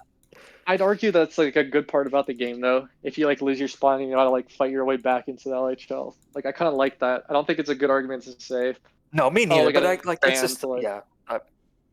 I just assume that's those were yeah, most that's of the guys who thought it would expand or there should be more spots or just guys who kind of wanted to be easier. And again, I'm not even though I disagree, it's not really like there that point isn't invalid for a more casual approach. yeah, no, that's fair. But the LHL isn't casual, Tony. This is You're serious. right. It's not a game. It's a heckin' It's a lifestyle. fucking This is lifestyle. Said a You this don't is a have to wise be. You don't parent. have Legends. to be PG. It's okay. This is a Legends Hockey League, okay? Not the half-ass Hockey League. Yeah, the limp Okay, you hockey gotta, league. yeah, Let's the start up lift. the half-assed hockey league. Let's start that up. Let's see how that Yeah, and I goes. will not be playing in that because I'm No, not half-assing. because it's not competitive. You got to call it the half-ass hockey association at that point, so it can literally be haha. All right. Well, we can gloss over the end of that season 19, by the way, if you want, because I know it ends in losing to Otto, which is the way most people's seasons end. Ended. That's how Dials ended that Yeah, season been too. there many times. Yep. It just happens. I've been there. It's just that's No, the I mean, way most seasons end. I'll talk a little more about that. I think so. Bertha was also the I other love starting Bertha, D my man. favorite D partner of all time. Yeah, I think at some point halfway through the season, everyone was kind of like burnt out. Obviously, as proven by the That was end a of the long season season. when the That was game a died. 30 game season. That was the first Yeah, one we played two a game or two a the night. the two a night I think is what kind of did it maybe. Like for was it 3 days a week? and two at That night. was still 3 days a week, twice a night. Yeah, like that was insane. Everyone was kind of burnt out, just like not really feeling it. So like I could tell like my teammates were kind of just like not into it anymore and just wanted to be done with it. So like I kind of just didn't care at some point for like I was trying to get better for myself, but like we never tried to get better as a team. Like everyone was Yeah. just kind of getting better individually. I think we started off that season pretty good, and then we kind of just ended off like not good. So maybe Hawk in hindsight, what we should have done was Ike Hawk playing forward, and maybe Juice and me playing D, or Juice and Bertha playing D. But at the time, like Juice was not a D man. Like no one Yeah. played Juice. No one played Juice at D. Like you would be stupid to do that. But He had 40 goals. it would have, yeah, he had 40 goals exactly. But it would have opened up the spot for Hawk to play forward, and that would have been nice. Him and Ike have like a lot of chemistry together because they're like pretty good friends or whatever. And Juice probably would have worked on D, just And assuming. Juice would have worked on D. Yeah, so like I think that would have been better for us. Oh well, hindsight. And we ended up just losing auto. So that's okay. Another potential improvement. Were you there? Because I did want to get this story. I've heard it a million times. I don't know if it's from you, if you were involved in it. I know Juice has talked about it, about almost getting me at the trade deadline. Were you there when that? Oh yeah. I was there. It was me and Juice talking about it actually. Like we're in the team speak, and we're like drafting up a trade with a drunk KP, and KP's ready to like sell the farm to us, right? And we're like messaging Ike like, yo, like KP has a trade for we can get Tony. Like this is gonna be great. Like we're gonna be so much better. And Ike's just asleep. He's just not responding to us. He slept through the trade deadline. He never even knew that there was a trade deadline that night. So, and what ends up happening is KP ends up doing the trade with some other team, right? Yeah, I went to Boston, meat sale. Boston, and then Boston ends up making the playoffs, right? Yep. Like miraculously, based on like on Meat's It was back. just Meat willing that team. that was but wild seeing that. That was so dumb, man. We had that trade like lined up. We were taking advantage of KP when he was drunk. Not in that way, but I would have loved. I would have loved to play on that Dallas team. Another. Do you think Crab would have been doing it? The way we're talking about it, that sounds he probably like more was. Crab. He probably was. Like I don't know. It's probably just whoever the first GM to message KP because he was drunk at the time. Like he probably would have said yes to you, but like we're trying to get Ike to say anything, but we couldn't. So. It's such a tragic. That's one of my favorite looking teams. Again, I was never in the team speak. I have no idea. I don't even remember that season, so I don't even remember how the team played. But it's just looking at that roster is one where it's like, oh man, if I could have ever been on a team, it's that one.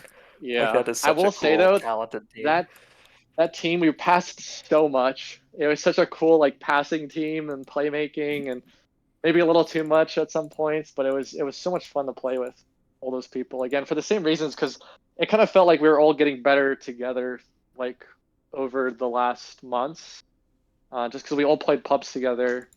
You guys practiced a lot too. I remember Riven would talk because I was always buddies with Riven. He would always talk about like learning so much from like Juice and Bertha and Ike and I guess you too, but doing just crazy stuff in practice, like just practice weird Ike stuff. Yeah, I mean, nobody Ike practices like him. I mean, I think Bertha was originally pretty good at back skating, and then Ike picked it up from him, I think, and then Ike became like the most cracked like back skating player ever. Yeah. And still, like, I bet even like jumped on the game right now, and he hasn't played in like months, he could probably do it with like no hesitation, like better than anyone. I learned the heel from Bertha, I think probably that season as well. I still use that to this day. Oh, I know. Like, we've seen the clips. I still heal the puck a lot. And that's from Bertha. Hitting, I hit a lot now as well. Like I like to use the body. I'm pretty sure I picked that up from Bertha as well because he Bertha's major hitter had a video on. He was the best hitter I've ever seen. He made the video. I remember that. That was really cool. But like we would always just do like one-on-ones, kind of like Bertha was always just in a server by himself. I would hop in and he would always be like, yeah, like let's play, let's do a little like 1v1, whatever. He was always just such a nice guy. I love Bertha. Yeah, he's just good vibe. Me and him would when we were D partners on Calgary, we would skate backwards, like doing circles around the map, passing back and forth to each other while we skated back. It was such a weird thing to practice. I remember doing that a few times with them. It was just I don't know, such an interesting thing. Yeah, It's like he yeah. just practices these weird things, or weird to me, One thing I'll call out about Bertha, I guess because he hasn't played a long time, so he probably doesn't give He a shit if played I in this mention last this. tournament. Oh, did he? I don't know if I should Yeah, mention this. Anyways, he won't. He Do won't hear it. it. Do it. He won't you hear it. won't care. Okay, so He like won't care.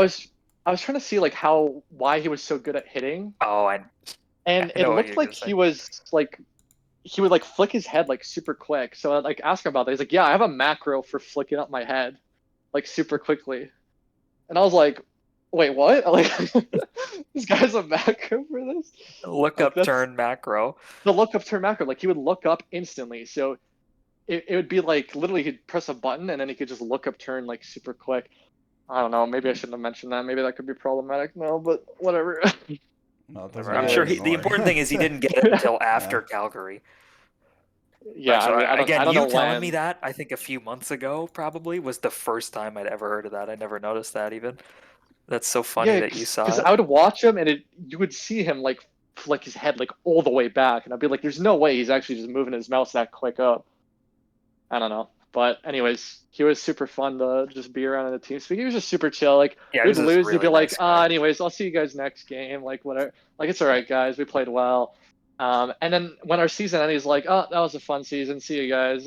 Yeah. Like he did not give a fuck. No, he really, that was, of all the players who really didn't care, he's got to be up there of just truly did not care, win or lose. Yeah, Just yeah. he just liked dicking around in the Which game is by a good himself. thing. It's a good thing in a way because he's just pretty positive, and Hmm. it's a bad thing in a way because he's probably not trying as hard as he could have. Oh yeah, he was a freak in practice and then in even pubs, but you'd never see him do that stuff in a league game. He was always like a fairly conservative player. Yeah, exactly. But I mean, he was definitely better than me at the time. I'll tell you that much because I was not very good. So Well, the card keeps going by and reminding us. yeah, we could Not a, delete that not the one. But strongest season. I mean, that was also my first season, so like, Yeah, first come season starting. on. And you took a season off too. It's like, your development is so strange, a lot of well, I think it is for a lot of really good players. It's not as straightforward as you think where, you just season after season are getting better and better. And even though you are getting better each season, I think it's broken up and it's there's a sub 50% season in there. It's just such a strange way to Yeah, come up. it is weird. I did have the skill though at the time. Like, I did have the stick handling skill. I did have the shooting skill. I literally just think it's because I was playing D and I just wanted to be like more reserved. Mhm. That I wasn't really Kind of trying like the to Bertha like. thing, not using it in game Yeah, situations. yeah, Yeah. because I Yeah. didn't want to. Because like I'm the last man back. Like I wasn't. I didn't have much confidence to like get around people. Like or know how much time I had with the puck. Like I wasn't solid yet on all those little fundamental things, which I developed over time later on. But um, yeah, like I don't know. I feel bad because I think if I was better, maybe we would have had a chance to beat Otto in that series. But that team was kind of pretty good, so I don't know if I could have done much. Honestly, I don't think I would have done anything. But it would have been nice. Yeah, fun season though. Shout out to All the right. Dusters. Shout out Dusters, underrated logo that everybody hates. Or team name, I guess. Name, logo, colors. Dusters are the least popular one. Hey, the logo I still use as my Discord The picture, logo is so sick. Everything's sick about the Dusters. I love it. Maybe a little bit of a, nasty color scheme, brown and orange. Yeah, I'll give you that. I'll it give is you that. nasty. Dude, But brown is disgusting. Like, come on. it's such a weird. Yeah, whatever. Whatever. Well, so Yeah. after that season, the game died. Obviously, I'm sure you remember. The game died Yeah. for almost, I think it was about 2 years. We looked earlier, but actually it's maybe Just a slightly quick one. over Were you 2 years. blindsided by that at all, Paco? The event? Oh Because I know no, me and no, no, Dial no. were not. We knew it was ending. I was just, yeah. Everyone was so burnt out on the team. There was no chance it was coming back. I knew that for sure. So Okay. Do you it's sad, but think do you like think I if the knew it. schedule had been less intense, like maybe 2 days a week of 2 games a night, do you think that would have made enough of a difference to keep people from being as burnt out as they were? it maybe you might have been able to stretch another season if we played a little less, but honestly, I don't think so. Like Tony, correct me if I'm wrong, but were we like struggling for signups at that point? Like you have to like really message people and get on people's I asses. think Like I'm not sure about 19. Like my memory of season 19 is We wild, like what's in and out. But 17 and 18 were, even to get Dial signed up, I remember those two seasons were kind Yeah, of I was tough. planning on not playing 18 actually, and I got talked into playing it, and of course won the cup that season, which was funny. But Probably talked um, in by me, and then you yes, beat me in the it finals. was by you. Um, Yeah. but yeah, I mean, we were kind of getting to a point where I think a lot of people were reaching the end, and Tony and I had talked during that season with several other veterans like Cap. I mentioned us because we were involved in running the league at that time, but we were all aware that we were probably done. And yeah, Tony, the signups weren't particularly great, and like you said, for several seasons in a row, we had to talk people into doing it. So we kind of knew we were at the end of the rope there. And yeah, like Paco, you said, maybe we could have stretched it another season. I think we could have maybe stretched it another season even without the schedule change. But at yeah, that point, it would have just been doing another season for the sake of being able to say that we made it 20 seasons. And as cool as that would have been, I don't think it was really, or at the time, I didn't think it was really, I don't think worth it it is. to make people miserable for that. Yeah, that was Um, not a priority. I know, like that was the yeah. first. I think 19 during that. Like I said, I have a pretty good memory of all the teams I was on and playing in a lot of the season for except for that one. I think that one I was just whatever I was going through. I don't even know. I remember I'm fine and I was even sort of fine then, but I remember I went to the hospital right before we went to play a game. I told the guy I was sitting there to play and I said, "Guys, I'm going to the hospital. Play without me." Like I fucking was like thought I was sick. I was fine, just nothing. Just needed antibiotics or whatever it was, bullshit. But yeah, jeez. I was so out of it, and I was getting sick of the game, and there was just there's so many little things bothering me, and it was but like that was the first time I felt it. I just remember feeling. I remember like halfway through the season knowing that I wasn't gonna play a season 20 and I wasn't gonna be OC at the very least. Yeah, Like there I wasn't had a told JSL that Dial and season everybody else. either, right? Yeah, There the wasn't a JSL JSL for the had last few seasons, I think. yeah, the JSL had died by that point because we reached that kind of critical mass of people leaving, and there not being quite enough people for the JSL, and also there just being such an overwhelming negative sentiment against the JSL because of all those veterans that were still just kind of floundering around in there anyway, and we weren't getting new people from recruitment threads to continue to Yeah, drive Yeah, up or the another big thing, and population. So I have yeah. a picture somewhere. Maybe I should have got that graphic. I didn't know it'd come up, but I have a picture of all the players that showed up at each season, and it's astonishing how few there are in the last handful of seasons there. Like it's every season before that we'd get a bunch. Like every season you'd get a bunch of players, even if you're not doing a major recruitment, but it started getting like nobody. Like we'd get a season where we'd get nobody new, which is and then the next season you get two people. I think It was not good. that was around like what season, probably like season 16 really Yeah. was like the last time that we really had like a bunch of new I people. I think 15, yeah, so 15 or my 16. season was the last one. We had a lot of new people. Yeah, pretty Yeah. much. And look, there's no way to prove it, but that seasons like 14 through 16 were really like the peak of auto. Like that was when auto was just absolutely fucking everything. Yeah, Uh, and you know what? I'm gonna say it's his fault that new people didn't join because they saw auto being that good and they were like, well, no hope for me, and they quit. So I feel I'm like if gonna anything, that's why established players started quitting. You're talking about, the game maybe falling off a little, I think. yeah yes. That might honestly had something to do with it. I say that mostly in jest, but I do genuinely believe that there is a component to that where, especially 3 seasons in a row of it just being the same thing, like what's the point? And in a vacuum, that probably doesn't mean a lot to people. But like Paco was saying, in a situation where people are already burnt out anyway, it's just more fuel to the fire. Mhm. yeah. Also, I think What for new players, when they try to play pubs and they see people who are just absurdly cracked, like maybe it was a little easier to get new people to play, like in the early stages of the game in the first few seasons of LHL. But once people start getting better and better and better, and these people just join pubs, and then you're like facing up against auto or something, Yeah, or you're seeing back when like I juice in joined, a. You didn't server. see Like, anybody doing crazy stuff. Matt was the only guy doing weird shit. Like Yeah, everybody everybody else else was would try like, to play like mostly meta, style play. yeah, up Yeah. and down, stay in your lane. Matt was really the only one picking up pucks and Yeah, whipping them. no picking stuff out of the air, no back skating, no jump dekes. Like those didn't Yeah, there come was really around only the for a one guy while. doing it. Yeah. yeah, but that's a real thing though. Like people being really good are gonna deter people Yep. from trying to play the game because they're like, there's no way I could get that good. Like Yeah. I can barely touch the puck, and there's this whole team of people just like juggling the puck back and forth. Like it's not a motivating factor for people to want to get interested in the game if they think they're that far off. And I don't know how to fix that. I don't have a solution for that, but like that's just how it became like as we went on for Yeah. So many seasons. I wanted to ask you some stuff about this later, but we can touch on it now because we're talking about it anyway.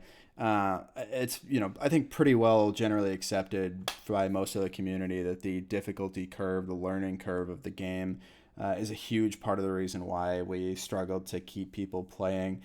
You mentioned joining in a pub and seeing some really talented people that are just absolutely rinsing you, being a potential maybe at the start like, oh cool, I want to end up like him someday, but 3 months in when you're still getting absolutely rinsed, it's not quite that fun anymore. Yeah. Yeah. Do you think ranked pubs and pub stars played a part in the newer players to the community not sticking around? I know a lot of people think that kind of amplified the issues, and kind of created issues on both ends too, with veteran players that are forced to play with players that they don't want to. Do you think that had a hand in contributing to the downfall of the North American community? Yeah, for many reasons. One is that when you're a new player and then you join ranked pubs and you're like playing with a team, your like team is just like shit talking to you nonstop. Or like there's specific people telling you like, oh, go play in a server first before you can play this. Like Mm. who's gonna want to hear that? Like nowadays especially, or not even now. Like ranked pubs is pretty dead now. But like in the past couple of years, the only way to play the game is like ranked pubs. There's nothing else. There's no other servers. Like, if you're telling someone that they shouldn't be there in the only server, like, where are they going to go? Obviously, they're never going to touch the game again and never want to get good at the game. So that's one part of it.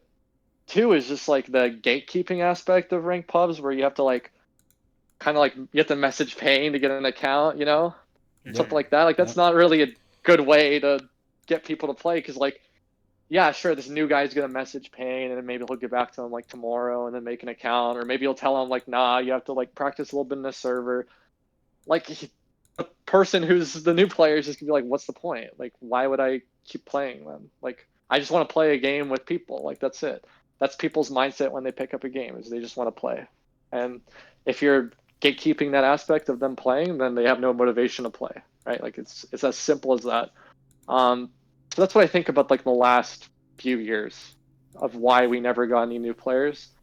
One, we don't have any leagues for new players because we don't have any new players. Yeah, obviously But since season 19, that's a big hurdle. Kind of became yeah, a self-fulfilling prophecy at a certain point, right? Where the problem is creating more problems in the future, cyclical in that yeah, nature. Yeah. Well, exactly. But the pub stars and the ranked pubs was really, I mean, that's what you were doing and playing a lot of during that 2 year break, right? Because that, and maybe you feel differently, but from an outside perspective, it was really during that 2 year break where it felt like there were several players like Juice, like yourself, that took a huge step ahead mechanically, a huge step forward in your individual skill set and starting to build that out a lot more while the leagues weren't active and weren't going on. And one of the reasons for that may be because you're not stuck playing defense all the time in league games anymore, so maybe it gives you a little bit more freedom. But I'm curious to see, did you or do you look back on that the same way? And if you do, what are some things that you were doing during that time that kind of helped push you forward? yeah, I mean, okay, first of all, I don't think there's any pubs during that time, or a very limited amount. Like No, there I think wasn't. ranked was dead like that. Ranked was super dead. It literally just was me and Juice just playing with each other in a server. Like that's literally it. It's cute. And I wasn't. I mean, I don't know about Juice, but for me, like, I wasn't thinking like, oh, I'm gonna try to get better when I'm playing with him. Like, I just want to play the game. Like, my lifestyle at that point was the same thing. I would go to school, I'd come home really late at like 10 p.m. And then if I had nothing to do for the rest of the night, I would just hit up Juice, be like, yo, on 1v1. He'd be like, yeah, I'm down. And we'd just play. And then somehow, when everyone came back, well, okay, I'll explain like my theory for why I got better and why Juice got better. Um, Essentially, when you're doing like a 1v1, you're kind of building some pretty important skills. One is being able to like read the map and know exactly how much time you have with the puck. Um, that's a pretty like valuable skill in a 1v1, like to know like, oh, can I move to the left, to the right, depending on where the person is on the map. And that's like a skill that I built up a lot of during that time. And that having that skill made me have more confidence, like holding onto the puck in my own zone, for example, as like a D man. So that's one thing. Two, I'm just like stick handling more and like deking more. So like I'm kind of learning that skill a little bit. So I'm getting confidence that way. But that was literally it. We're just playing the game for like. Honestly, we didn't really play like that much. Like we had some months where we would play it like a lot, and then we'd had some months where we just never played. It just depended on like each of our schedule, you know, like whenever someone would message the other person asking for a 1v1, and then that's it. But yeah, when everyone came back um, for like captains or whatever that Tony organized, I think I realized pretty quickly that I was just frying these kids like nothing. And I think it's just because I was playing and they weren't.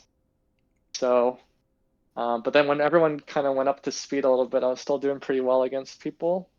And then Juice was just absolutely going off. Like this guy just became a monster after that. Yeah, if Juice had After played those season years. 20, that would have been wild. He was the best player of all of us going into that.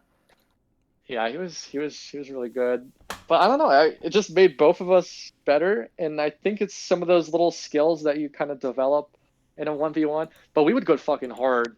Like it wasn't like a casual little like pass back and forth or whatever. Like we're trying to like deke each other out, like Yeah. hit each other like crazy. Like we would go hard.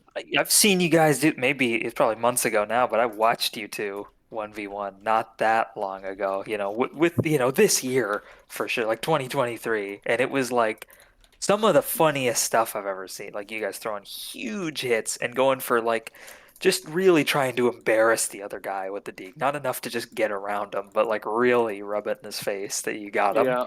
It was I very mean, funny. because we played so much against each other, like the mind games that goes on in these 1v1s are like something else. Like it's like we're predicting what the other person's gonna do and then predict off of that prediction. It's just, I don't know, it's next level. I don't really know why I got better off of that. I do think I still had the skill from like season 19 and 18, but I think I just developed that confidence in those 1v1s. And then I just brought that with me to whatever captains and season 20 when that came up. So, but that was fun. That was good. Everyone just comes back and I'm able to like score a bunch of goals. Like, yeah, that's cool. I'll take that. Well, we've talked a lot about Juice here, and we talked a lot earlier about Crab as well. So I'm kind of curious. We also mentioned Ike, mentioned Bertha, people that you've picked up other skills from. Yeah. Which one of these guys had the biggest impact on how you approach the game? Definitely, I would say Crab. Um, a little bit because of how he played, which was such a different play style than most of the other people that you would consider like a dominant player. Like it was very kind of like positional way to play the game that I kind of picked up from watching him play, and also because I'm watching him when I'm like kind of like a new player. I'm only in my first like few months of playing the game. Like that's probably the when you're like the most influenced by other people is like just picking up the game. Like it's before you picked up those muscle memory habits and all that. Like you're watching someone. So I'd say in that way, the positional side of the game is definitely Crab. Mechanically, watching Juice, I would pick up a lot of the mechanical things that he would do, which is kind of why when someone would watch me later on, they would think I'm Juice. Because I kind of picked up some of the things that he did. So yeah, mechanically, definitely Juice, just because we played against each other a lot. But positional side of the game, which was the initial, like that's initially how I got good, was from like Yeah. was positionally, not mechanically. Like Well, I'd it say took me what a while sets you to get apart up from a there lot of mechanically. danglers of the game too is that sort of awareness and positional capability. I mean, they're all kind of good now. Like danglers are a lot better than they used to be. But back in my day, when I would think of danglers, it'd be like the worst defensive player you could imagine, or somebody who's incapable of playing off the puck. But Yeah. that's, obviously both of those things are big strengths of yours. But Juice and even Quacky and Otto, those guys are all good at that stuff too. Yeah, nowadays people are pretty good at that. But Crab also made those videos in season 15. I think Juice mentioned in the chat. Yes, he did. Crab, That yeah, wasn't a Crab would make joke. these videos. No, Crab No, used no, to no. make Crab those would, a lot. yeah, they were so cool. I loved every single one of them. I'd watch them all. He would just like break down a play. Either it's like a good play or a bad play. He'd be like, Juice, what are you doing here? Like, you should turn this way here.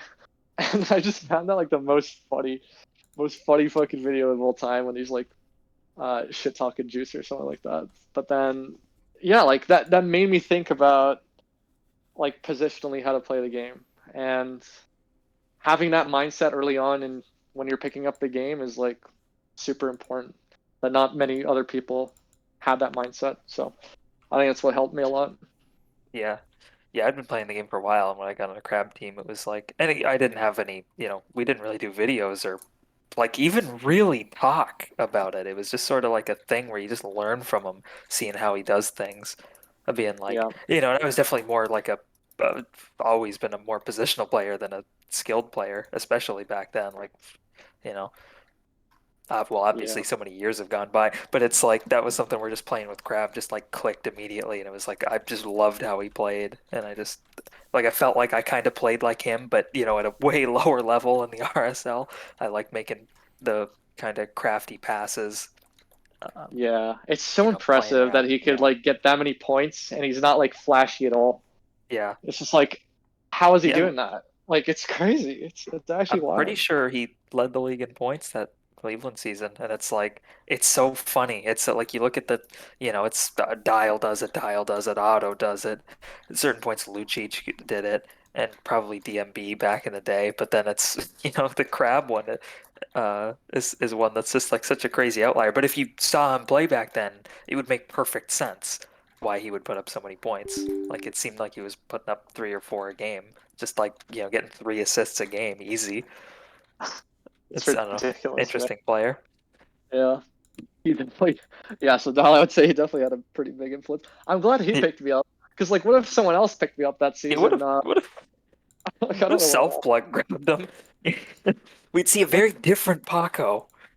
yeah, I don't know. Like, it's hard to tell, like, how much, like, influence other people have like that. Because I like to think that I also have my own way of, Hmm. like, thinking about the game and preference for, like, how I approach it. But like I don't know. I guess maybe if self plug picks me up, maybe I'd just be like chopping onions. I'm not sure. Yes. But I doubt I would ever be like that. Like I don't know. Yeah. Anything I really do, I'm kind of just more like positional. No, I think you Like got to be built a certain way to play kind of that chaotic yeah, solo style that those yeah, guys used to do, which there isn't a ton of anymore, at least not at a high level. yeah, exactly. All But right. now I play like that. Yeah, well, yeah, now you're selfish. Well, you don't play like anything. The game isn't played anymore. But Oh yeah, that's true. all right, well, so you're finally good. You jump through all this, you're not bad anymore like the cards indicate. And as you mentioned, season 20 rolls around. You played, I think, a little of the Friday Night Hockey we were running before that. Yeah, a Obviously, you played bit. captains. Uh, yeah, and then we go into season 20, an LHL season where, the last time you played, you're at least in your opinion, the worst skater on the team, the extra guy, and now you're a first round pick expected to carry. And Yeah, I, you're moving full time to forward, no more defense for you. It's yeah. What is your experience kind of going into season 20 and even playing? You can expand, talk about yeah. it as you want. It is a little weird, like the difference, I guess, season 19 and 20, like the It role I had was to two play. years apart. It was October Yeah. 2018, season 19 ended, and it was October 2020, season 20 started. It was 2 years apart. Yeah. No, that was crazy. Yeah, I think so. Crab was the GM at the time, and of course we're doing the Ah, draft together, like always, like the pre-draft stuff. Man, I Um, wish Juice signed up. but yeah, Juice initially was signed up, and Would have then made he a pulled his huge sign up. difference for that season. Oh my God, it was That would have ruined the changed quite season a bit. probably. Yeah. But he got the mouse bug, I think, and that's why he pulled the sign up. I think that's what happened at that Allegedly, time. yeah. That's what he Allegedly, which was, says. in my opinion, it's all in his head. But Yeah. anyways, It's his eyes doing that, it's his brain Yeah, thinking the this brain sticks. bug. He's got the yeah, brain bug. yeah, and then Sully was. I think at some point I knew that Sully was gonna be picking me. He was gonna do that trade, Yeah, right? Like he was gonna trade away the first overall, like the auto pick, yeah. to trade down and get me.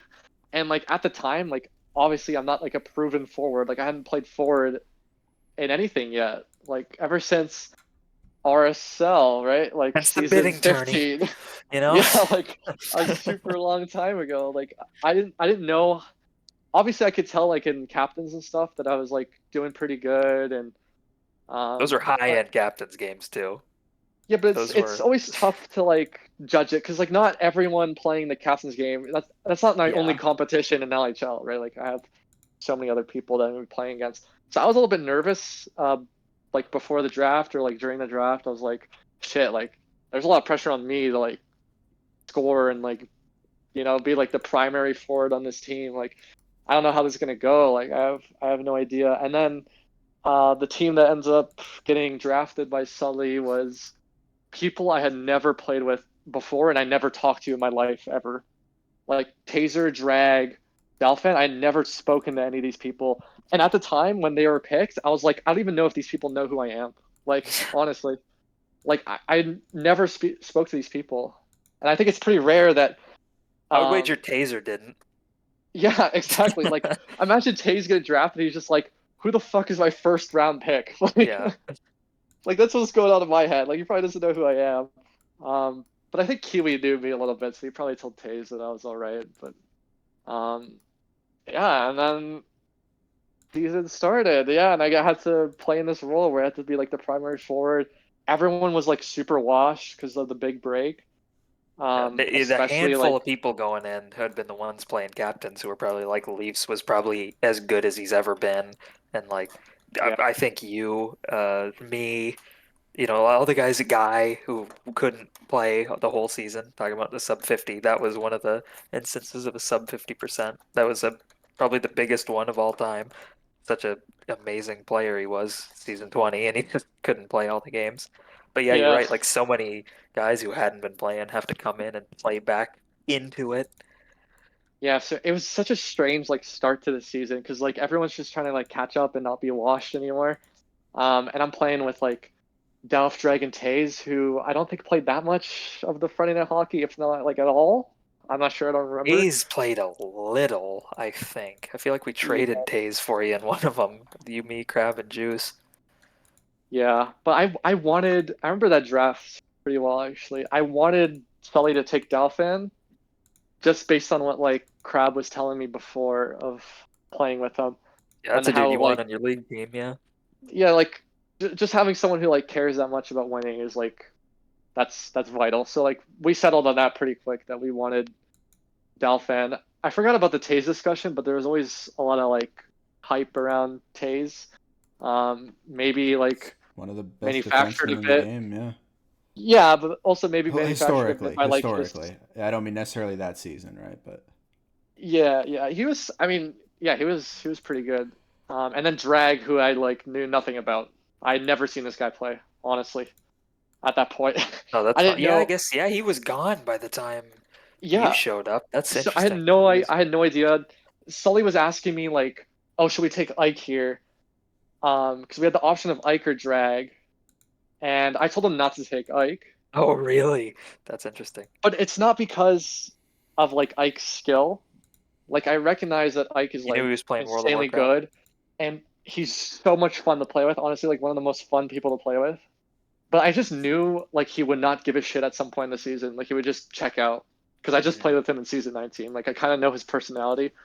I know he would just be like kind of into it for the first half of the season, and he would just like be like, never mind. And also, I just can't imagine Ike in like a VOD review session with Dolphin. Like, He for sure would not have. Yeah. yeah, But I he'd don't know. for sure Maybe be with like, Ike, it fuck would have been this. enough. You didn't need to. Who knows? Maybe, One of those yeah, mysteries. but But I mean, it doesn't matter at the end of the day, because you guys won anyway. yeah, but Dolph was recommending to take Drag.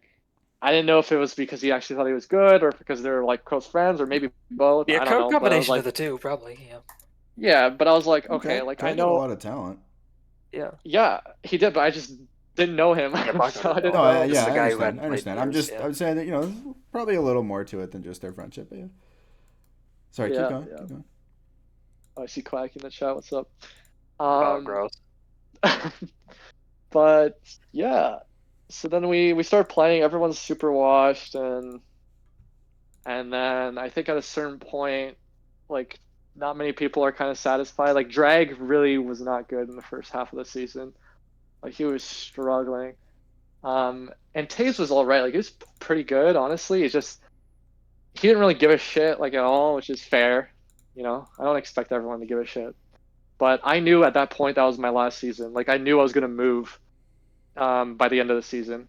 Oh, you So like okay? That's okay. That you so like moved there. I knew like before the season started that that was my last one. So I wanted to win. Like I really did. So I wanted to try. And that was kind of like my motivation for trying to get better that season and trying to form a team that was good with Sully. And then he ends up trading Taze for Al, which was one of the most like controversial trades, I think. And I tried to stop him, but that would have been a mistake. So I'm glad he, because I don't know, I don't know if he would have won the cup with Taze. I'm gonna be honest.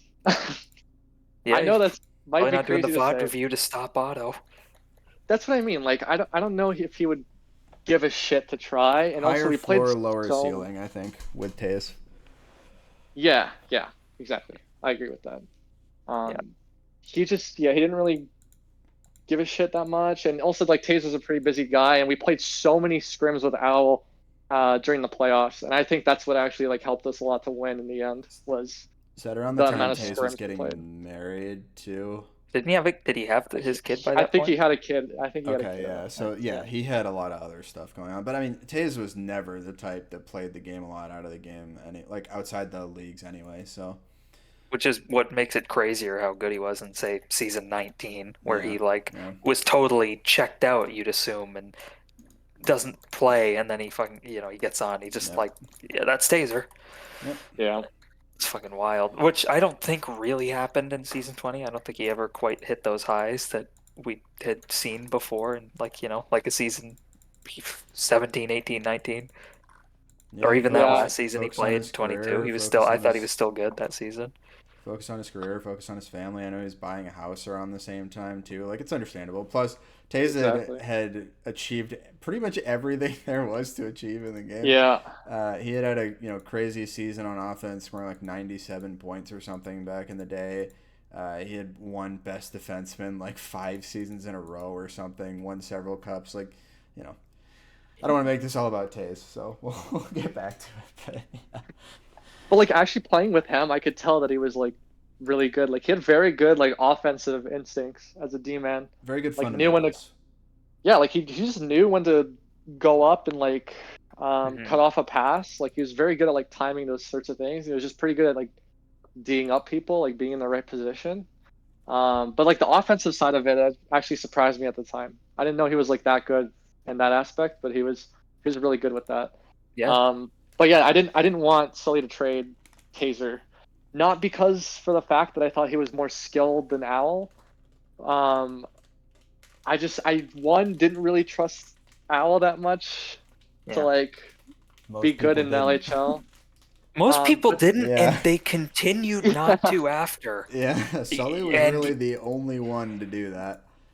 yeah, yeah, that was kind of a crazy trade also because I think Owl was doing super well on KP's team, so I had no idea why KP did that the kill, yeah, trade. the kill one getting Lalu because he had like Leafs and him were doing really good, and then he just decided to blow it up while they were good. I That was so weird. I That was a remember us very doing a strange idea. couple face-off episodes about that team because that team was finding Hot. success playing like this weird positionless like Yeah. style of hockey that, you know, a lot of people looked at that team after the draft and said, you know, this team's either going to be like, it's completely boom or bust, right? Like it's either going to be really good or it's going to be a complete disaster. And I think most people leaned more towards the latter, but they found a Yeah. way to make it work. And then KP just kind of blew it Well, up, you know? before we get too far, I hate to get too far away, but Leafs did that exact same thing back in the day before Yep. Pago's time, because Drag was on the team where he had Drag and Marchie, and he did the same thing where he had these guys, where this is before Marchie's a defenseman, he had these two RSL forwards That were playing a sort playing of defense. positionless game with him and Yeah. DMB, and they were really good. And then he blew it up and got Trev Crow and Dick Dug, who were two very throwback defensive defensemen, two really clear Safe, defensemen. reserved. Yep. Yep. It was a very strange choice, and it Yep. ruined the team that was very hot. That was, maybe every time that happens, somebody views it as unsustainable. I think Guy had a similar thing where him and Juice were on a team, and he had Kill and Hawk on D, and he hated how they played D, but they were off to a hot start. So they start falling off a bit because, defensively they're sloppy, and then he blows it up. He trades Kill and Hawk, and he's not able to make the playoffs. It's such a, I don't Yeah. know. I mean that same season too. I believe was the season I was playing on Colorado with Guy Yeah. and our team early on because Guy was sub 50%. We had Marchie, Guy, myself, and Quacky all skating on a team, which is fucking wild for an Probably the LHL best team. It was team of all time absolutely for a wild. But stretch. that was another Yeah. team that not necessarily truly positionless in the same way, but we were definitely doing well. The other three were definitely doing a lot of rotating around me, and The you other know we three. we made that work really well until Guy wasn't in there anymore, and then as soon as you take that piece out, we weren't able to maintain that like positionless style, and it all fell apart. But it's interesting that the sort of meta play for the LHL was usually not to have a positionless style. Yep. Yet a lot of the teams that would go on hot streaks actually had a gameplay loop like that. So just Yeah. interesting to kind of look back on that in the same way, given how much that was never really considered to be meta, despite the successes that a lot of really high powered, high talent teams had. No, that's true. I think it might also be the fact that like defenses got a little bit better. People like were more tight, and you kind of had to play, or just like having a team with just more threats on Yeah. defense just does so much for a team, honestly. I think that's the season where I figured out that defensive defensemen are completely useless. That I'll never draft a defensive defenseman. I'm fucking devastated. Like I'll just never do that. Like if you don't have any offensive ability, if you cannot like score a goal or be a threat with the puck as a D-man, like you're useless, honestly. It's a But Tony, handful of that's not people you. that are going to No, watch he's this talking. that He's just talking kind about of. me. He's talking about me. There's a handful of Well, it's not people. Tony because Tony plays forward. He can score goals. Like I've seen it. Yeah, Like I know you I could do guess I do that. have a No, I scoring thing. agree with you Yeah. completely, Paco. It's I not guess there's a Tony. difference between being good defensively and not being able to contribute on What I think offense. you're Like, thinking of, Tony, is when a lot of times in like the playoffs, especially when your team is like even or down, you really default to a much more defensive style. And then once the game opens up a little bit more, you tend to free up a bit, but you definitely yeah, kind of hunker down, so to speak. So you're very good at playing that defensive style, but like Paco said, there's another side to that you can push beyond that the defensive defensemen he's talking about really just don't have. yeah. I So wish he would name some names right now. That'd be really cool. I Paco, game's could. dead. do it, Paco, the game's do it. dead. The Throw game it is out. Throw dead. it Do out. No, it, no, Throw it do out. it. no. I'll I'm throw one not out if you doing it. do. I'll throw one out if you do. I'll Anyways, have to you think guys about it. know Oh, the type of come on. people I'm He's talking pushing Come about. out. on, He's cowardly, pushing out. cowardly. Not I gonna mention people. Cause like All right, why don't Tony? Let's each do one and then see if he that opens the door for him a little bit. oh my god. Who is the one you Actually, were I gonna changed my name? mind. I changed my mind. The guys that just came to Coward. mind are really nice. Yeah, that's what I was thinking. I'm like, fuck, these are If I could pretty think of nice one I people. didn't like, I would. All right, fine. Go ahead, Two Paco. names Sorry. just popped into my head, and I like both of those guys, and those are for sure, I think, who he's thinking of. I Go think ahead, so. I'm Paco. thinking of two guys as well. Anyways, um, but yeah, like I think just like in best on best, like if you're doing like a like LHL, like really good teams versus against each other, like um, I feel like at the end of the day, like having a defensive defenseman that cannot like jump up on the play and then contribute offensively, like that's gonna hurt your team like a lot. And that's what I just kind of learned throughout that season. Yeah, well, and Um, say what you will about Owl, that is not him. He can jump yep, up and create his own shit. For any fault you have with him, pretty much lies in his greatest strength. Is exactly that. Which, if you're able to use properly, it can be yeah, a huge asset. A defenseman exactly. creating his own offense. There's also like the one thing I think about is like you can tell someone like Owl to like chill out and like not go up as much. If he listens to you or not, that's another thing. But anyways, um, you could tell Owl to just like cool it and maybe like play in your own zone a little bit more. Maybe don't try to like dangle up the ice. You can tell him to do that. You can't tell a defenseman to like jump up on the play and contribute offensively. You can't teach that. Like they have to develop that on their own. Like you can't just tell like someone who doesn't have much like skill to like handle the puck to like start handling the puck. Only take Because this one end to end. like they just don't God. have the skill to do it. So like you just can't do that. But like but we could tell Owl to like chill out a little bit, you know? Like it's just that easy. Yeah. Obviously it's a little bit more complicated than that. Like there's elements to being a defenseman where you have to actually play like pretty well defensively, and then maybe you could say Owl wasn't the best at that. But like him being able to jump up on the play and then help out offensively was like massive for the team, especially with how we played. Yeah. Like I literally was not the one just like dangling up the ice, like scoring goals, as much as people like to say that I carried the team or whatever. Yeah. I'm literally just playing with everyone. If I see someone open, I pass them because I know they can do something with the puck. It's as simple as that. Yeah. If I have someone on my team who can't handle the puck, and now I'm going to be second guessing passing the puck to them, and that's just horrible.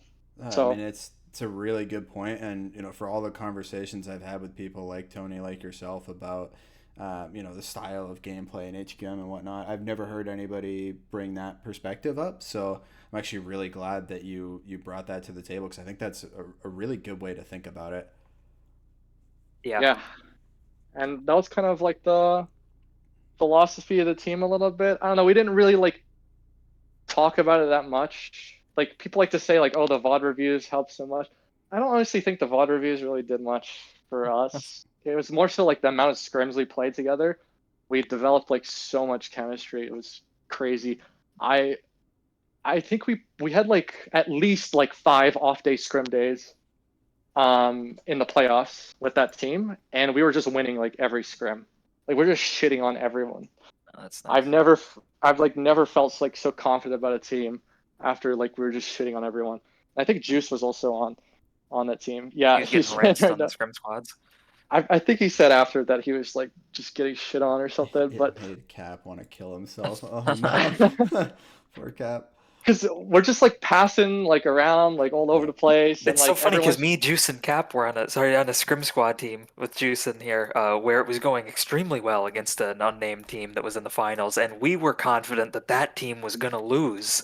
And I still have the VOD saved of one of those games of us just smacking them around. I'm It's curious what it's that funny. team It's was. so opposite. Well, it doesn't matter. It doesn't really matter who it was. Wow, look who's not naming names now, huh? I mean, it's maybe somebody is in here with us who was on Oh the shit. team. Okay. Well, Dial knows. No, well, that was season 19. It was that Philly Yeah. team. We were scrimming them. It was me, Oh Juice, shit. Cap, Riven, and Bert, and we were just owning them to the point where I was like, these guys are doomed. I think there's no way. Damn. Our team was Yeah, so janky and weird. It was you just like kind all of these. know in scrims, right? Like it's, Yeah. I mean, it's not like a perfect correlation, especially because you're playing against like maybe like a worse scrim squad or than the actual team you're playing against. But I don't know. Like I think it makes sense for like chemistry wise if you like feel good playing together. Um. Anyways, our team in season 20 wasn't all like rainbows, you know. Like we were pretty like not we weren't that good in the regular season. It was kind of just Yeah. the playoffs where we kind of just turned it up. Like more people start like attendance was like perfect in the playoffs. We had some attendance issues in the regular season, and yeah, I think after the first day of the semifinals, where I played against I think Dial's team, Colorado. Yeah. I think we like double mercied them or something. Like we just absolutely shit on them. I think after that day, I was pretty confident that we would win the cup just from how we played. Like we were just dialed in, honestly. Like we were so good. Like we're just throwing the puck around to If you're talking everyone. about in Like the everyone. playoffs, it was 7-1 and then 5-0. Hell So yeah. yeah, I guess your team. Yeah. yeah, not good, Yeah. not good I think for it's us. probably like I think that's the hardest I ever like beat a team was like in that. But that I was really fun. yeah. Sorry, you One gonna say thing, something? yeah. Well, one thing I just want to say, because it was something you mentioned, and I do agree with your point and on the team, but I think you're selling yourself short a little when you're talking about.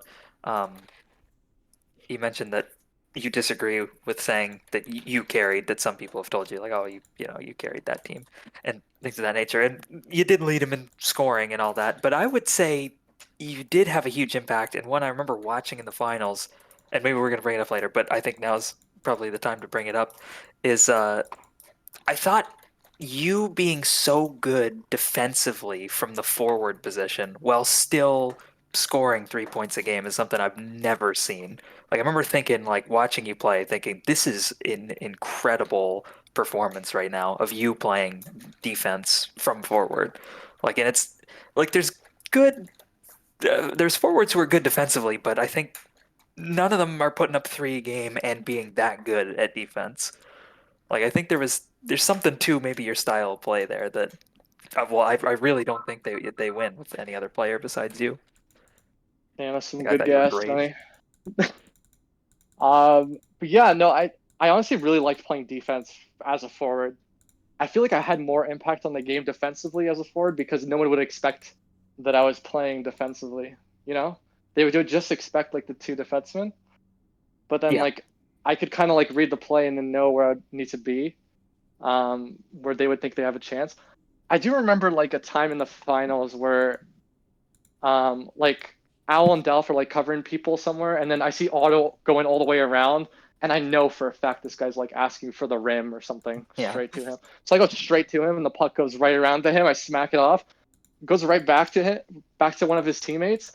I see Otto again open on the corner. I go straight to him, and the puck goes right over there. And I smack it off again, and I Yeah, knew I was that's like, this team's fucking donezo. Like yeah. this team is done. Like it's just very predictable team. Anyways, I can talk more about the finals just because like I don't know. My memory is like perfect, I think, for that series. Crystal clear of that. Yeah, that's funny Yeah. remembering the individual plays. I was just Yeah, I won't go into it, but I was talking to Dial about defending Dial in a playoff series and similar like memory of actual remembering plays that happened of how I was defending Dial. It's I don't know, it's interesting what retains and what doesn't. yeah. I mean, I'm a little interested in what Dial remembers from that playoffs. I'm pretty sure I remember you being completely checked out of like not wanting to play ever. Yeah, Um, yeah. is that what you remember, Dial? Didn't want to Season play? 20, yeah. I mean, that was another season where I had told Cap before the season even ended. We were getting towards the end of the season, but long before the playoffs started. Still, I was talking to Cap about it being my last season and not coming back for season 21. So I'm not gonna say I was checked out. Like clearly, I was still gonna try to help the team win games. But we had gone through a pretty tumultuous season of being like the most cracked team ever, and then falling completely Yeah. from grace, trading away like 3 of the starters, trading away one of my favorite teammates I've ever had in Quacky. Um, it was a long season to go through that, so I was already not in like the best space mentally Yeah. there with regards to HQM. And then we get to the playoffs on day one, and the first games are 7-1 and 5-0, and it's like, well, this season is over. Like this is how my career goes out. Cool. So yeah, I mean, we were still trying, but we had become a very one-dimensional team after the trades were made that season in season 20, and kind of put all our eggs in the like Dial has to score basket. Yeah.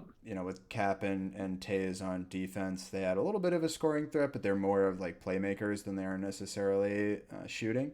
And Kiwi and I just never really got on the same page offensively together to really make that work. So we couldn't really figure that out during the regular season, and that reared its head real bad in the playoffs. And yeah, it was a demoralizing experience for sure. Yeah, you guys with Quacky were insane, and I remember you guys shouldn't have even gotten Quacky in the draft. Like I'm pretty sure me and It Quacky were was talking to each insane. other Yep. before the draft, and like he was completely planning on being on our team, which would have been insane. Oh And then man. KP ends up trading his sixth pick, which completely fucked us over because we're hoping to get Quacky. And Quacky never told us this because he probably just wanted to be on your team, I think. Um, he probably just thought that your team had the best chance to like win, and at the time it did. Obviously, you guys were insane. Quacky and I always Um, played really well together too. Every season we played, yeah, and I You think guys one or played 4 two. straight seasons together. Yeah, and I think we played together in one of the tournaments or two, which we'll get into in a few minutes here. So we had quite the history of playing together there, and it was probably the most chemistry I've had with another forward outside of maybe yeah. Matt really early days. No, you guys were absolutely insane together. But I was really looking forward to playing with Quacky that season off the draft, but that didn't end up happening. And just to go back before I talk about the finals on the trade deadline thing with trading Taser for Owl, another reason why I didn't want Sully to do that trade was because I kind of knew that Taser's value would be a little bit like overvalued, you know? It just You felt could like get that more. because like Kiwi kind of I don't know, something like they kind of just like hype him up a lot. Anyways, I thought it was a little bit overvalued. And I thought if we kept on the Taser for a little bit, that maybe we could get Quacky. And I think that ended up being the trade for your team. That you guys traded Quacky for Taser. So that Yes. could have just been us. Yeah. Um, and then that team would have probably also won, I think, because I think I would have been Drag and Quacky playing offense, and then me and Dal playing D, and then Sully in that. Like, that's a pretty good team, It's I kind of would think. adjacent to that, but we ended up trading away Marchie as well from our team. And before we traded Quacky, we were trying to do Marchie for Tony to get me, Cap, Tony, Um, and Quacky as the team, which I think would have been disgusting. that would have been nice too. Yeah. But Oh well, I got ultimately to we play couldn't. with Yeah. We, anyway. we couldn't pull that one off, unfortunately. So, yeah. I'll bring up the Would Tony it card that season. That was nuts. that would have saved both of you? Oh well. Anyway, go ahead. Tell Um, us about the finals. the finals. Yeah. Um, I think I was as nervous as I've ever been in my life before the finals. No bullshit. I know Even this with the sounds so confidence you dumb. felt. Yeah, like even with that, Yeah. I was still a little bit nervous because like, oh, I'm facing Otto, who his team hasn't lost since the trade deadline or whatever. Like Scored 90 I knew goals. that. Yeah, I knew his team was super good, and he had like a what 4.2 points per game, and Oh, he obviously had that's like 100 points. yeah, That never happened before. Won't happen again. like that's pretty insane. So I don't know why I was nervous. I'm just a nervous person, honestly, for like a lot of things. But I I feel was you. more nervous for this than like before like a big job interview or before like a big presentation. Like I was actually just more nervous for this fucking H2M final than either of those. That's funny. Like it was pretty bad, That's and it part of what showed made in the HQM so good, though, right? Like I very yeah much got the exact same, those like nervous flutters where like, especially come like playoffs, the end of every season, I'd be like going to class and just thinking about it all day, like the whole day, yeah just thinking about it. So I completely understand, and that's He told me he that's took a shot of whiskey right before the yeah, so that before was games something that occasionally. started in like well, it wasn't whiskey, but it started as whiskey and then it moved to other stuff. But what I would Mhm. end up doing would be around like season 8 or 9, I think I started doing this where I would have just like one drink or like one shot before the game started to just like calm myself down a little. damn Um, because yeah, I would be sitting there like leg shaking the whole time, and like as soon as you Oh get yeah into the man. game, it's not that bad, right? It all goes away. But like yeah, that game day dread, like Juice said, I would get that for sure, and I would feel the pressure constantly, especially just like always being the favorite, always being the person expected to perform and score all the goals. Like exactly there's a lot that goes into that, and I know you kind of talked about that earlier with having to be the guy for the team, having to be the carry, the offensive carry. I'm sure that really weighed super heavily on you. Juice yeah. I just mean said. those I think BG did that too, but he had 6 bottles typically. Oh I my would believe God. It's beaches before every pub story. It's like, oh, I'm so nervous. We just drink some pub. Drink it. 6 beers. Uh, anyways, yeah, like I was super nervous. Also, like that was my first finals that I played in, and so was on everyone on my team, I think, except for Dal. Like Drag, that was his first time. Al, that was his first time. Sully, that was his first time. And we're up against No, Sully had Otto. played in the finals before. The Game 7. does that count? I don't know. He well, lost the same as everyone else. yeah. Wait, how many games What? did he play in that, by the way, real quick? Just Oh, the one. Just in the the What? one. playoffs. Yeah, just game 7 of the finals. Just What the the one that fuck? mattered. Or I got Sully. questions about that. How the fuck did someone pull themselves out of it? Wait, who Because was the PK goal? claimed to be PK? lagging. I don't know. Oh my Even God, still, even if you're lagging, come on, man, don't you do can't that pull to him. yourself out of game 7. You Oh, by the way, cannot do quickly, that. before we get away from nervous, just so you guys know, because you guys are the weird ones. I'm exactly that nervous before any game. Ranked pub, preseason, finals, Really? makes no difference. I don't want to lose. I don't want to Yeah, lose any fucking game I hate play. losing, man. Yeah. I fucking hate losing. I respect it. Losing But definitely sucks And I more like, than usually winning do. feels good. And I usually do. So well, before the playoffs, it's like even worse, man. It's like insane amount of nervousness. But you crushed it. Fuck. yeah, Where was you I were anyway? great. Oh yeah, so Going into we it, you're play really game nervous. 1. Yeah, so we Yeah. play game 1, right? And I'm like super nervous, and it actually just shows in my play a little bit. Like I'm kind of just like getting rid of the puck pretty quickly. I think I scored 3 goals in that first game, if I remember. Yeah, Right. you guys ended up losing a pretty close game. It was 4-3 to New Jersey. But you Yeah, came back I think. hot the second game.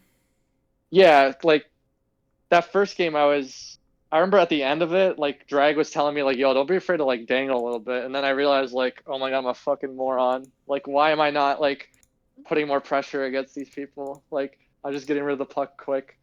So then, yeah, the game 2 came around, and then the first minute of the game, I think I like dangled through like 3 people, and then auto to finish it off, and then I score. And like, I remember in the voice channel, I'm just like, "Holy fuck, these guys are ass. Give me the puck." I think I said something like that. But then we mercied them in that game, 6-0.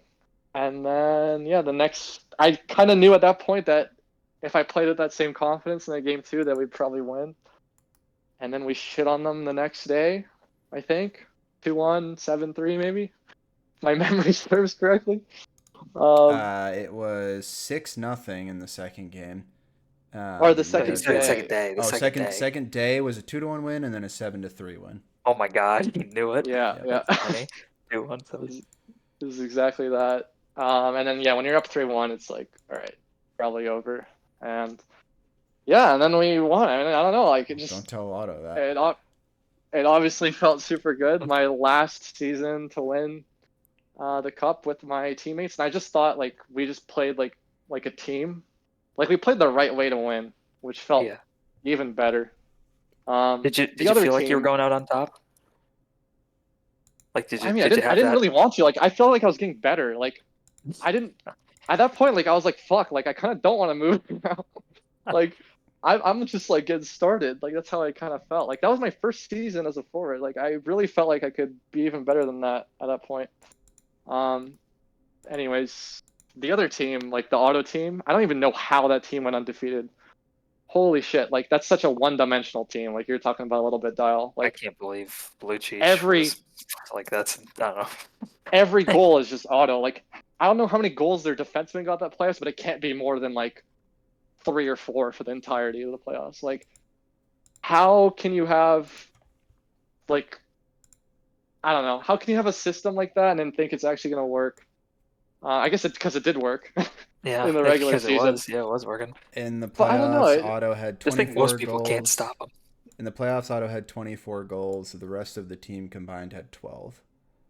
That's way more than I would have guessed. How Well, much? in the How much regular did the season, it was defense even have? worse. In the regular season, Otto had 87 goals, and the rest of the team had 21. Yeah, Nice. like I don't know. I just don't think that's like the right The way to defensemen, though, play. the defensemen were 5 goals. Tidge and Austin in 11 games combined for 5 Archie. goals. Sorry, Margie had 2. So if Yeah. you add Margie, that's Actually, I think 7. Tidge was playing forward Well, Tidge was when he forward. played. Yeah. Yeah, when He's he listed played. as defenseman, so I okay. know, but in the playoffs, I think he played forward when All he right, played. so if it's going to be forward only for him in the playoffs, then it's Marchie and Austin. They combined for 4 goals total in 11 games.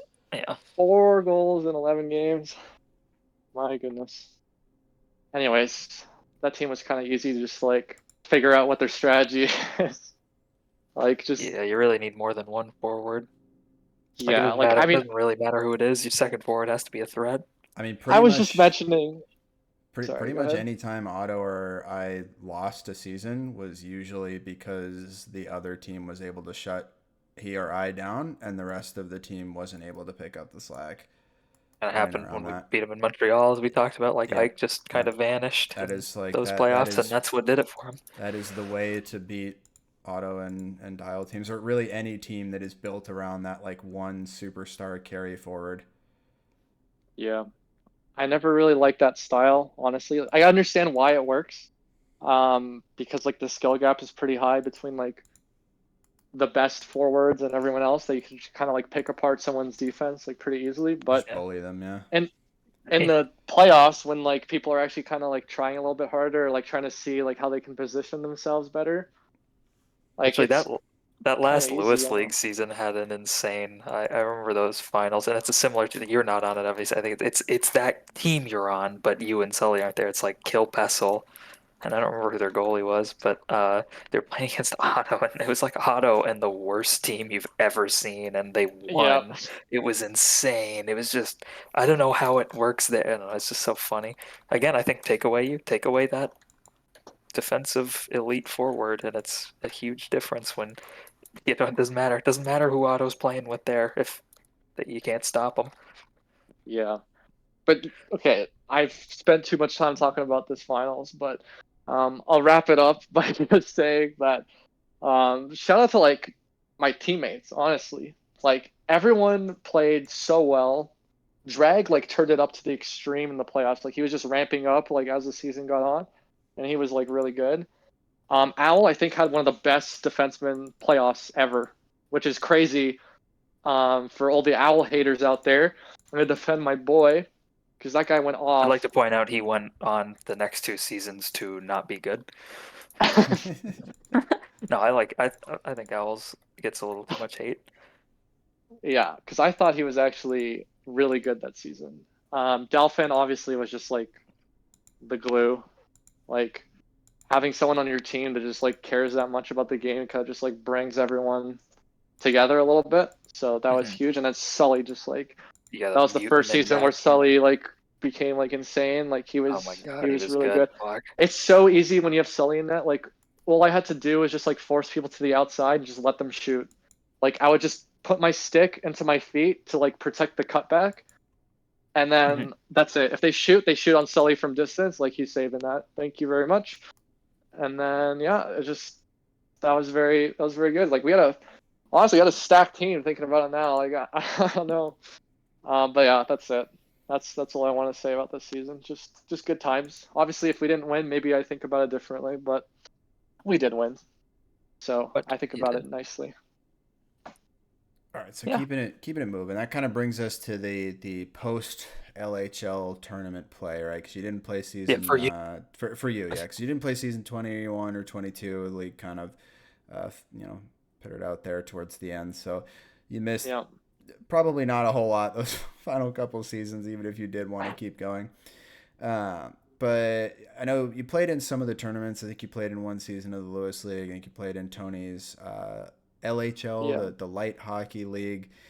But Whatever. really, what I'm mostly interested in from some of this in the post LHL play is really your thought on offsides and whether or not Ooh, you were for offsides, against offsides. And I'm mostly interested because, like Tony said earlier, you're somebody that was extremely established defensively and then offensively afterwards and became one of the best, if not the best, two-way forward in the game. So I'm curious to hear, from somebody that is that good at the two-way level of play, do you think that it was a positive addition? yeah. I mean, I think of it in two different ways. Like it's been a while with offsides now, so I feel like I have a pretty good opinion on it. Um, I think of it one in leagues and two in pubs. So I'll start with pubs. I actually think I think offsides is like really good for pubs, like ranked pubs. Because it kind of just allows like more parity in the game, just because everything is so tight. And all defensemen need to do is just play the blue line, and then you could probably like stop a pass or like you just have a good chance of winning, even if you're like not as skilled player as some of the other people. You have a good shot of winning a game with offsides just by like playing the blue line as a defenseman. A lot more Playing D forgiving. with Yeah, it's a lot more forgiving, Yeah. exactly. Playing D with non-offsides is a lot more difficult. You need to know, like, you need to keep up your positioning. Um, Someone could like go up behind you, and then like they're lost. Like Dial, obviously, you're someone who like exposed that a lot in non-offsides, right? Being able to get behind people for like a pretty like clear pass, right? That's Was one fucked as he example. did it in that last LHL season with offside too, leading goals, Yeah, one MVP. It was fucking wild. They still weren't covering him. yeah. People There's still People won't do it. people think it's cherry picking, but it's not the cherry picking. It's being able to recognize when there's about to be a transition in possession and then making a break for it before the opposing team has the ability to turn around and get momentum going in the same direction as you. A lot of people kind of miss that. Yeah, you're not yeah, just that's sitting behind the other team's blue line Exactly. waiting It's for the all pass. about catching those defensemen, waiting at the point to keep the puck in for their team offensively. Because if you can get going because you see there's going to be a turnover, they have to turn around to get momentum going back the other way. But I've already built up full speed. So I'm Yeah. going to get past them. So as long as the puck can get up to me, then we have a really good opportunity there. So no, that's like a really good skill to have. Honestly, I have the same thought elite play sometimes. recognition. Yeah. Yeah, I have the same thought sometimes, but I feel like sometimes it just stays in my own zone and I get kind of like burned for it. Like I Yeah. can't go back to help my team I defensively. I feel don't the know. same way. Maybe it's just a difference in and the then mindset. But like you have that's insane skill. it's definitely the trade-off there, right? Like and that's Yeah, pretty much the way every decision is going to happen in a game like that, right? If you're favoring, one direction or another, more offensive, more defensive, there's going to be a natural trade-off there. It's really hard to kind of play that middle ground like you did, which, speaks to the level of skill that you have.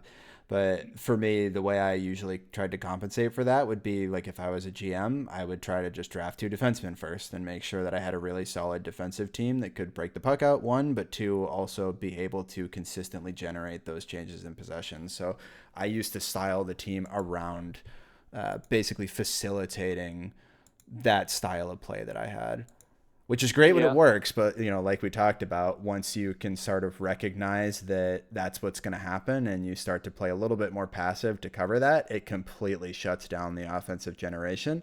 And because you're working with two, more defensive style defensemen that don't necessarily generate their own offense, then there you go. yep. Join me on the hating defensive defenseman train. Look, Let's I'm not go. joining you on hating them because I made a career off of their backs, so I can't join you in hating them. But I certainly see where the downsides come in. So Yeah. All right, and All right, yeah, to get back to that yeah, your getting thought back to the offside. in the league. Yeah, in the league, I still think non-offside is way better. Like best on best play, it Hmm. just opens up so much more team play. Um, the game is like way too tight with offsides. Like maybe if we had the ice a little bit bigger, it would make a little bit more sense. But I actually think offsides makes the game more like individual. Like you kind of have to rely on those people who can make like quick plays in tight in order to get like chances. It's less Yeah. about Well, like what the I find is passes, honestly. you're waiting more for the other team to screw up than you are for your team to make a good play. I think Yeah, that, yeah, or that as you well. can individually. Yeah, those are the way. It's somebody's gonna do something heroic, or somebody is gonna screw something up. Those are the two ways that offense Yeah. gets created. No, I see the same thing. It's just like I feel like I can't like do the same passing plays as I would have wanted without offsides because the game is just so tight with it, and I don't know. I just don't think it's like that good. It doesn't like promote team play. It kind of just promotes like just a random goal happening, like just a Mhm. scramble of a Yep, goal, like not an actual play that ever like generates from it. you and I Um, are completely on the same page there. Yep. yeah, like That it was just yeah, it that doesn't was my feel thinking. right. My approach Um, to it is you just wait, just wait it out. Yep. Actually, I want to ask specifically with offside and you. I was talking about you being good defensively and offense. Do you think that your value maybe as a two-way, as a defensive forward, is kind of ruined by offside? Would you think that in the sense that because it's so much easier to defend, it's easier for everybody to be a good defensive forward with offside, that maybe the advantage of having somebody like you is not as strong? It's If, minimized. Yeah. do you know what I mean? yeah, yeah. I actually never thought about that, but you make a good point. I actually do think so because everyone's in like the offensive zone when the puck's in there. Like Yeah.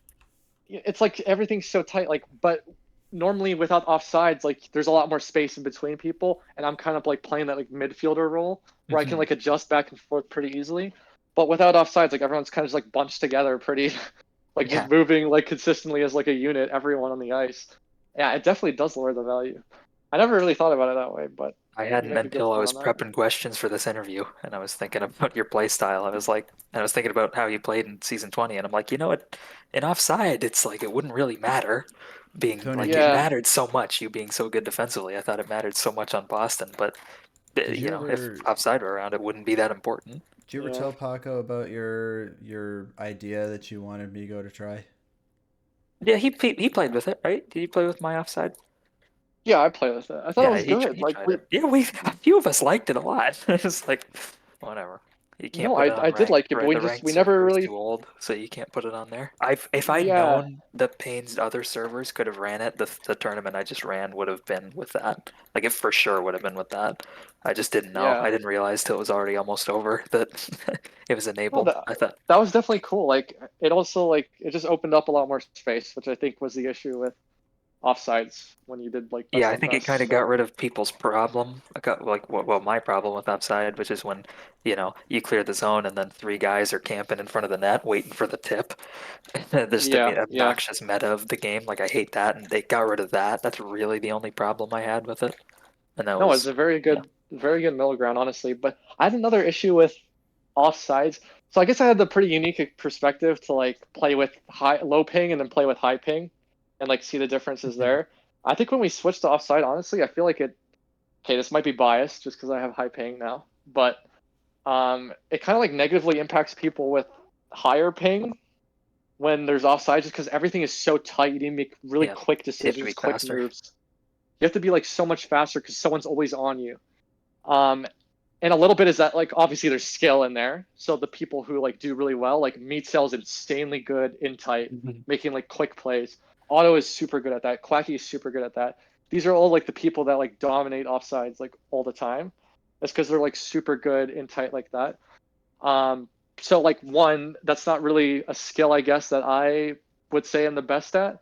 But also having the ping doesn't really help with the offsides just Yeah. because like you have to be quicker on everything. I don't So think that's like a hot take or a biased take at all. I think it makes a lot of sense. yeah, I mean, I didn't really think about that much until I guess I just started realizing that it was a bit difficult to like do things at some points when like someone's like right on you at the blue line. Like it's tough. Yeah. Anyways, yeah, like I really enjoyed like the team play aspects without offsides. Like I just talked about season 20 for like an hour almost, you Well, know? that was the last, real bit of, league, like real high end league play. I think that you play because you played in the Lewis League, you played in my tournament, but it's. I don't think it's the same personally. You don't get six full teams of Yeah, usually five of them are pretty good. yeah, We didn't exactly. really we haven't really seen that in a while. The ability to put together that many good teams. Yeah, but like I would love if there is future LHL seasons, if it's like not offsides or whatever Tony's like mixture of both. Because I think like offsides just kind of makes the game a little bit more random, honestly.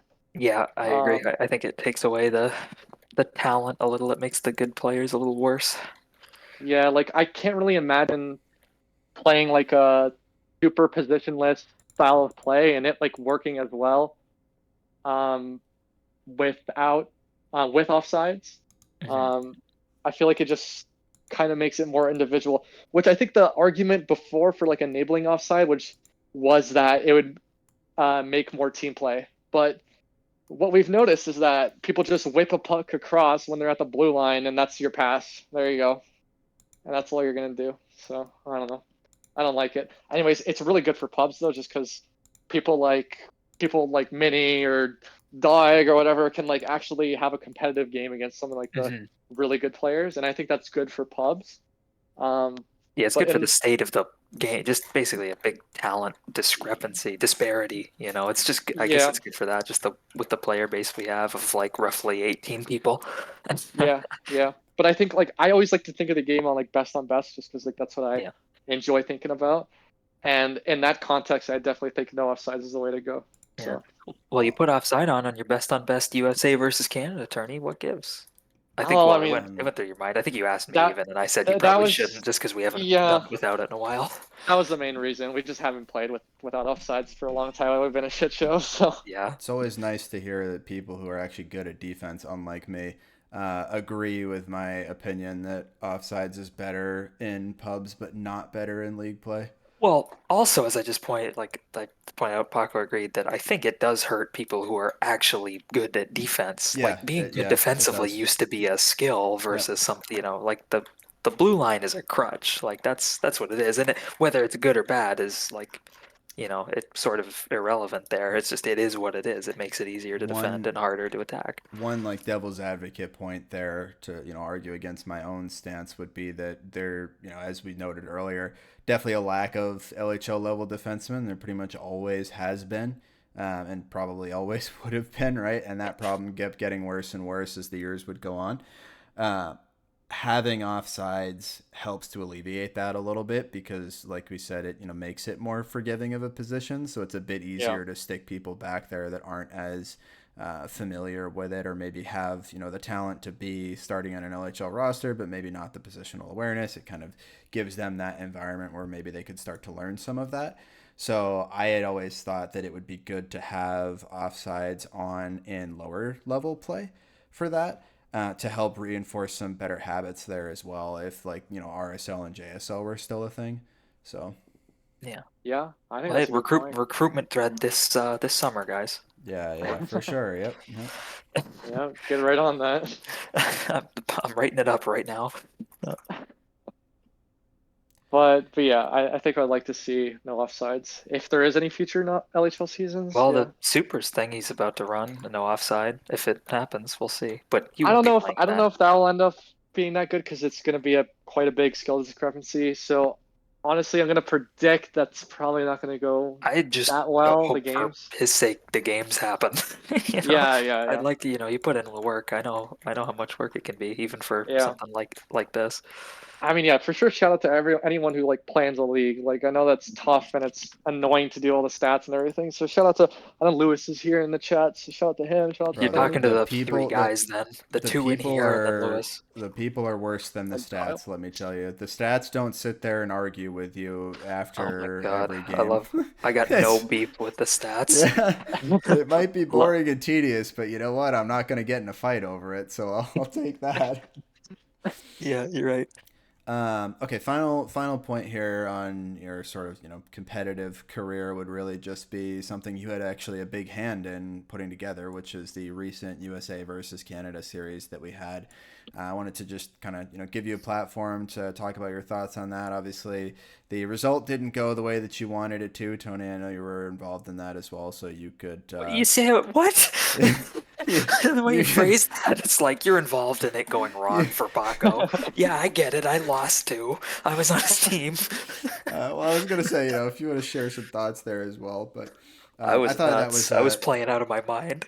I thought that was a good way to celebrate what HQM could be at its peak, kind of show that off, show off the high talent players that are still kicking around, maybe not actively playing the Yeah. game, but I demonstrate th what they're capable of and what the HQM NA community could be. So I thought it was a lot of fun. I loved casting it, but wanted to give yeah, you the well, opportunity to kind of talk about that. if I could just jump in right and just say my piece right before Paco can, Go about for his it. tournament and his play, I'd just say it was so much fun and it was amazing, and I'm so happy that Paco ran it. Which is one of the reasons I thought of the face-off. We've been a long time coming for this one. Was I was thinking, oh, you should talk to Paco about it because him going together, putting out their juice, did a lot of work for it too. Everybody who played, it was great, and that really is to me like it's almost bittersweet though because of how good it was. And I knew while I was playing it, I probably will never experience high level HQM like that. It really is a window into what I think like what could have been with HQM. Yeah. Like it's Yeah. just it was so much fun. It was awesome, but it's a little sad in that regard. Yeah. I mean, Which, if you haven't, real my quick, if you haven't seen it, go watch the recording. It's up on my yeah, YouTube channel. It go is an watch it. incredible series. We kind of spoiled a Crazy little series. bit how it goes, but it is absolutely worth a watch. We had a great time playing, great time casting. I think it was a great, event and experience all around. And if you're ever gonna or only gonna watch one more HQM related, game or VOD, whatever, piece of content, I would say stop watching this even and go watch that because that's about as good as it gets. Yep. All right. By the way, my laptop's about to die. I just put in the charger, but I'll Oh yeah. join real quick if it actually dies, but I don't think it will. But anyways, yeah, my motivation for that was literally, I mean, I've been talking about in this interview that I just always think about like best on best. Like that's just, I guess, how I think about the game. I just wanted to see it. I wanted to see it. I wanted to participate in it. I think that's like where the game is the most fun, where you got the best players versus the best players, and it just worked out like the theme, Canada versus USA. Obviously, before I had played in the tournament, I thought what the rosters would be. It actually ended up being exactly what you saw as the rosters. What I thought initially. Um, I mean, obviously, there's not much choice for Canada. We didn't have many players, active players. But yeah, like I just wanted to see best on best and participate in that and just go fucking hard on like a series. I also just wanted to do like a best of 7 in one day. I always wanted to do that. I watch like a lot of other esports and stuff, and they always do like stuff like that, like best of 5, best of 7 in one day. And like I wanted to see like maybe there would be like some exhaustion factor. I know Quacky always roasted me for saying that, but I think that was true. Like honestly, Yeah, like we That's played great. grind. 7 games, and they It's a were like grind. 7. They're very close games. Like Was majority of it? them were like 1 goals. Like Yeah. it's the crazy series. I could not have imagined that to go better than it did in terms of the gameplay. And on top of that, you had Dial and Delphan doing the cast, which was super sick production. I loved it. You guys went so hard Yeah, on that. yeah, you did such a good job. Shout Yeah, out that was Dalf so cool. too. But yeah, it was For so that. much fun to play in. Like I really wanted to take it seriously, honestly. It kind of ruined. It was a little bit ruined by the fact that KP like slept in and it was a little bit late. It kind of checked us We out a were little bit. trying to think of who's a Canadian who's on right now. Oh, Leafs was So about to join. I was messaging a him. little slow to start there, but once it got going, it never slowed down after that though. Yeah, yeah, Yeah, exactly. Like after that first game, honestly, we played really well games 2 through 4. Those 3 games, like I was trying to say, like, yo, we gotta rotate a lot. We gotta like keep up with the comms. I was trying to keep like the morale high for everyone, like trying to be that guy. But like we were doing really well in games 2 through 4. We lost that game 3 in overtime after leading 2-0. I think that's where we lost the series. Honestly, was that game. Um, like Sully played out of his mind. Um, Bert was and I great think too, by the and way. we And Burt our was really win. good the Oh my entire god. series. Burt was really good towards the end, especially, which is like clutch time. Like that's Yeah. super clutch. Um, but yeah, no, it was just so much fun to play in it. I think everyone had a lot of fun. Sully was telling me that was the most nerve wracking like series he's ever played in, It's which I funny. thought I was feel the crazy. opposite. That was like the least nervous I've ever been for a series. Yeah, I went into that trying to enjoy it. I was like, I am gonna have a blast here. Like I'm gonna go out of my way to have fun. I think I did. I had that was as much fun as I've ever had playing HUM. yeah. But I mean, I really wanted to win. I mean, everyone did. Yeah. Um, I'm just, and then I like, remember. yeah, happy that it was a good series at least. Yeah, no, it was super close. Fuck, dude. I mean, there's obviously like, a lot of times in the series I still think back on and be like, shit, maybe I could have played that differently.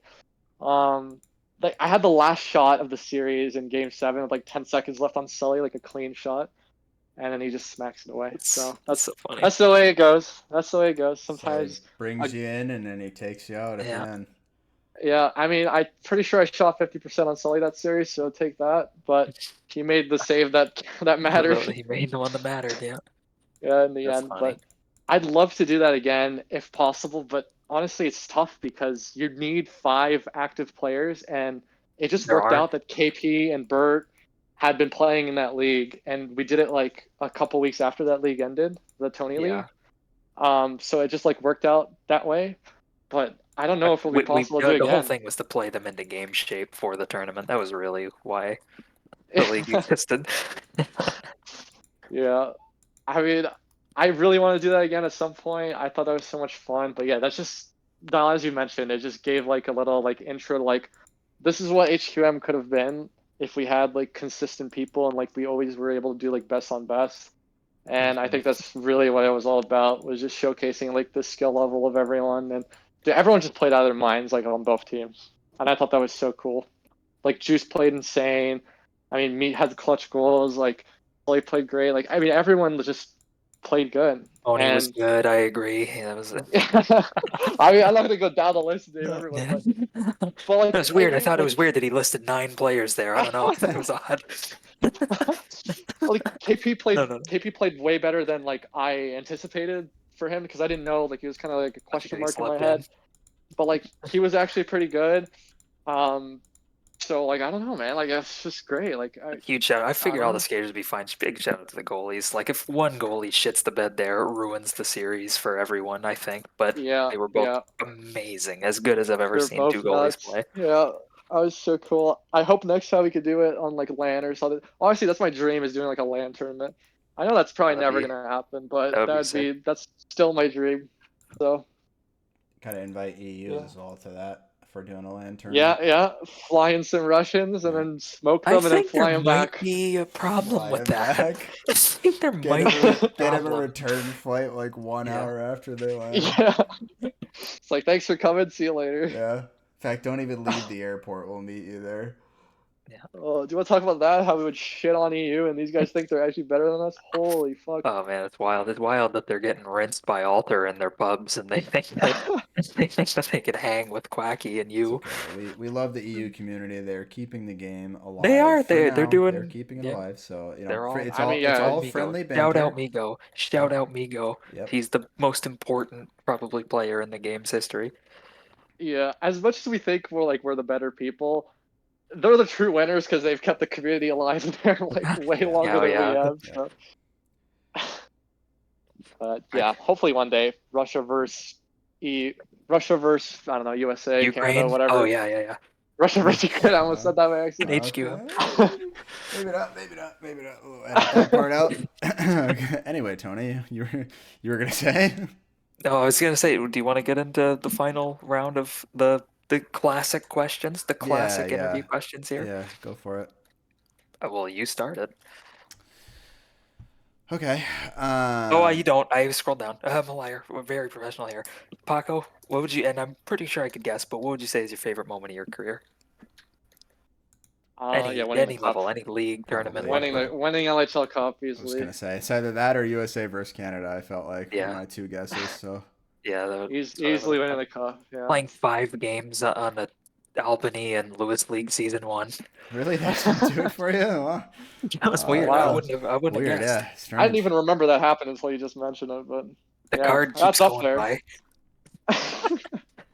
Apparently that team won. I don't know. You probably didn't know either. Well, I try to think the if there was Celtics won, another that's cool. moment. I mean, USA versus Canada. I guess it's up there, but I lost, so it's not up there. So yeah, Oh, whatever. maybe if I won.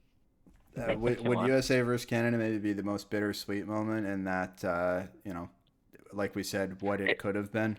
Yeah, it is for me, not even for losing. It's just for that of like, Yeah. man, there could have been, if just the Yeah. community was bigger, you could have these kind of tournaments all the time. You wouldn't be limited to, if, Yeah. Every single Canadian can't make it, it's ruined.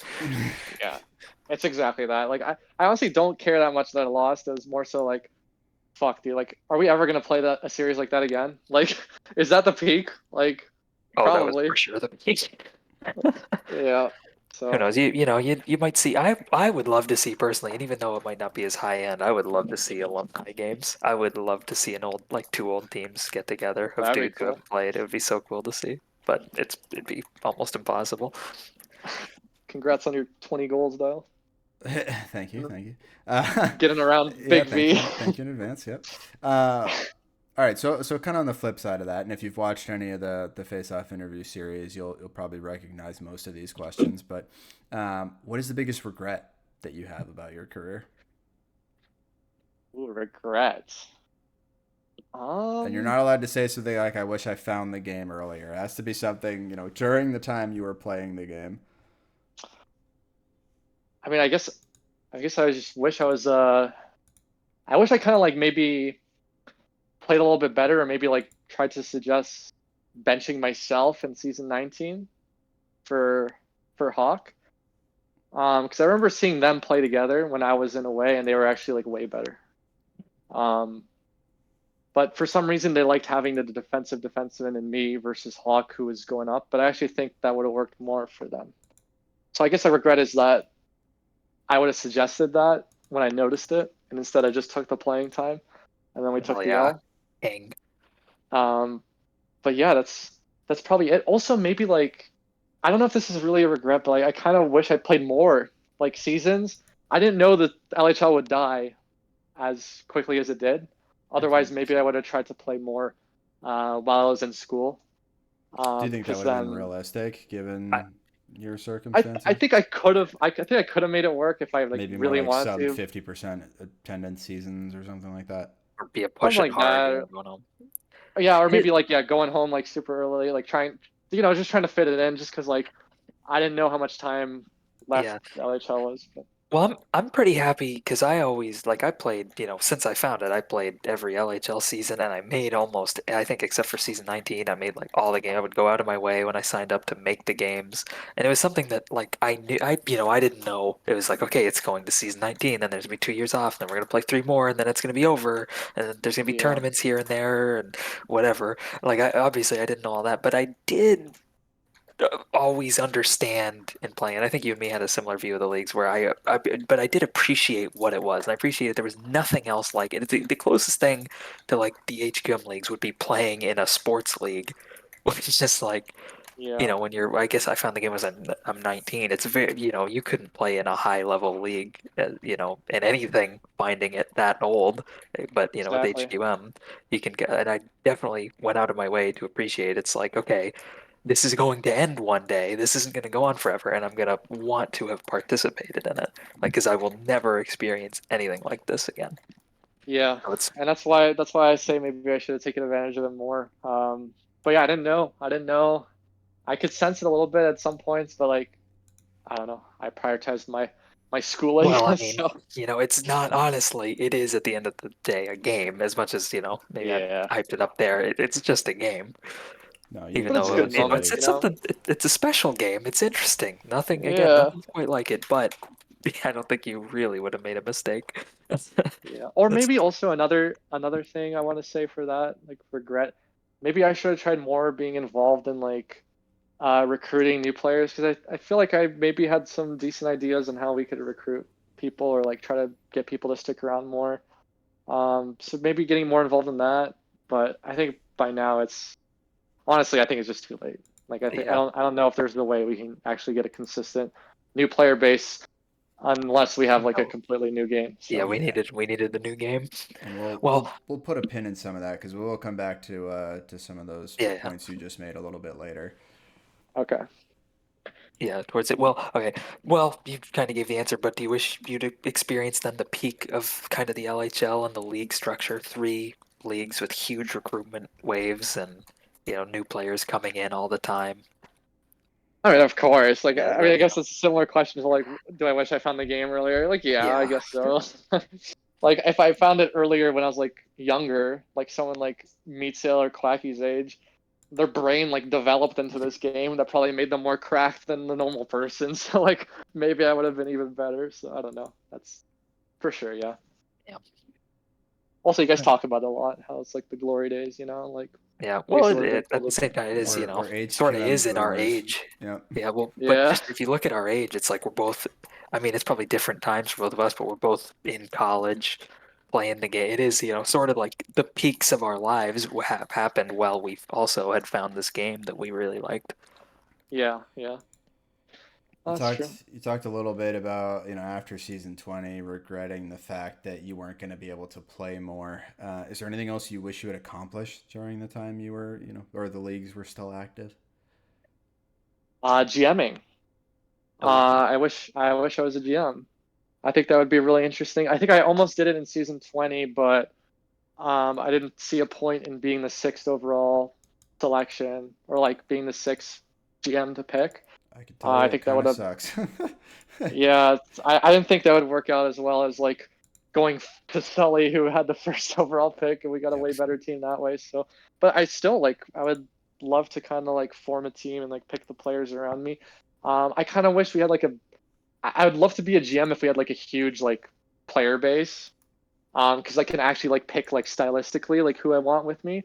Right now, you don't really have much choice. You kind of have to like pick best person available, which I don't really like. So in a way, like yeah, I wish I GM'd, but also like you don't really have that many choices, honestly. Yeah. Yeah, it's tough. Non-playing GM, that would have been ideal if we got to a point where we could have had that, where you could have also Yeah, just like watched the team and actually GM'd. But yeah, just so few players, you always needed your GM playing for that yeah. advantage. There's a lot of fantasies if there was a bigger player base, but Yeah. All oh right. well. So what would you say your experience was being, because there aren't many, there's only a handful of players who came up through the JSL and you became an impactful contributor in all three leagues. Like it's very unique. Like, what was just Okay. maybe your general, like, I don't know, your thoughts on doing that? And Yeah, I mean, I guess initially when I joined the JSL and I realized there was three leagues, it seemed like insanely difficult to go all the way up to LHL. Like, holy shit, there's this many people that are better than me in the RSL and LHL. Like, how am I ever gonna get to that point? Um, Honestly, it was a lot easier than I thought. Or I guess like, okay, I don't want to say it like that, but like, it was a lot more realistic than I thought to like go up into the LHL. Just when you like realize like if you actually try to put effort into the game, you're already better than like 80% of the people. yeah, So, um, I guess that's one thing. It was cool going like being a starter in each league, like one by one, kind of. So that was fun.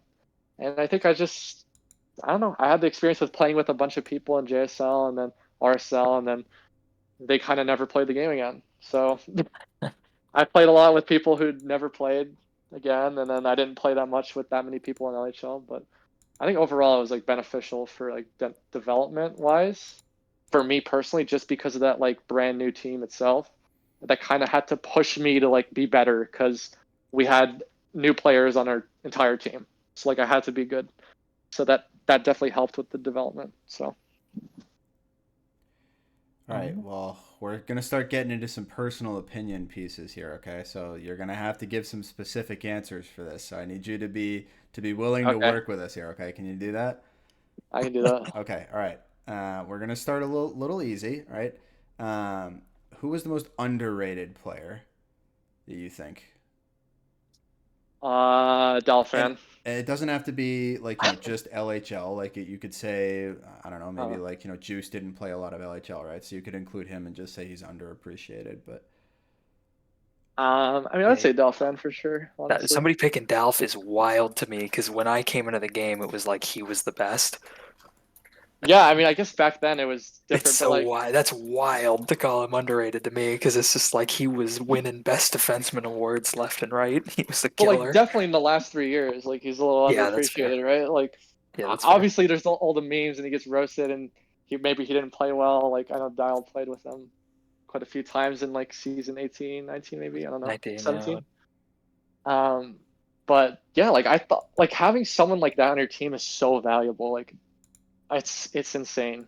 Like someone who I actually wants to win and like tries their hardest, like that's contagious for the rest of the team.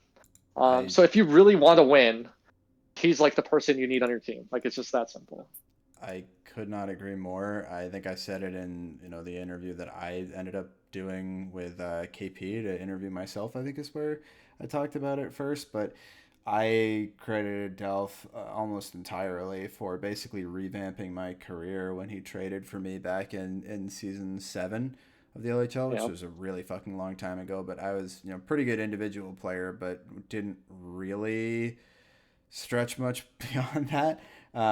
And I basically, I don't want to say completely reinvented my game because that's not true, but learned how to adapt it a lot better by playing with him and got a much better understanding for like, how the game should be played, the meta of 5v5 as that was unfolding too.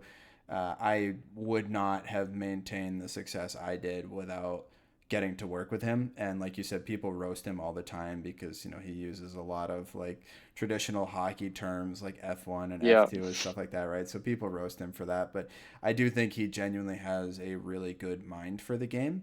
I know his personality can rub some people the wrong way, but I think he, up there with Crab as being like the two smartest people that I think I ever played with. So I would say even like off the ice, you could say he's probably the most underrated or underappreciated player. I Yeah. think that's totally fair. Yeah, for sure. No, Yeah, he's been around he since was the very beginning good. too. Really important guy in the He history of the he league. he made the post that brought me to the game. If he doesn't make that Yeah, post, I never find it, and we're probably not here right now. Yeah. that's actually like so crazy. Like he's been around for that long and he was able to like still be good up until Yeah. now. Like that's actually insane. Like What do you mean up there's not until many people. now? You mean he's I bad mean, now? no, like I mean like No, I still know, I now. know, I Like know, he's I still know. Like good. Like still now, I know what you mean.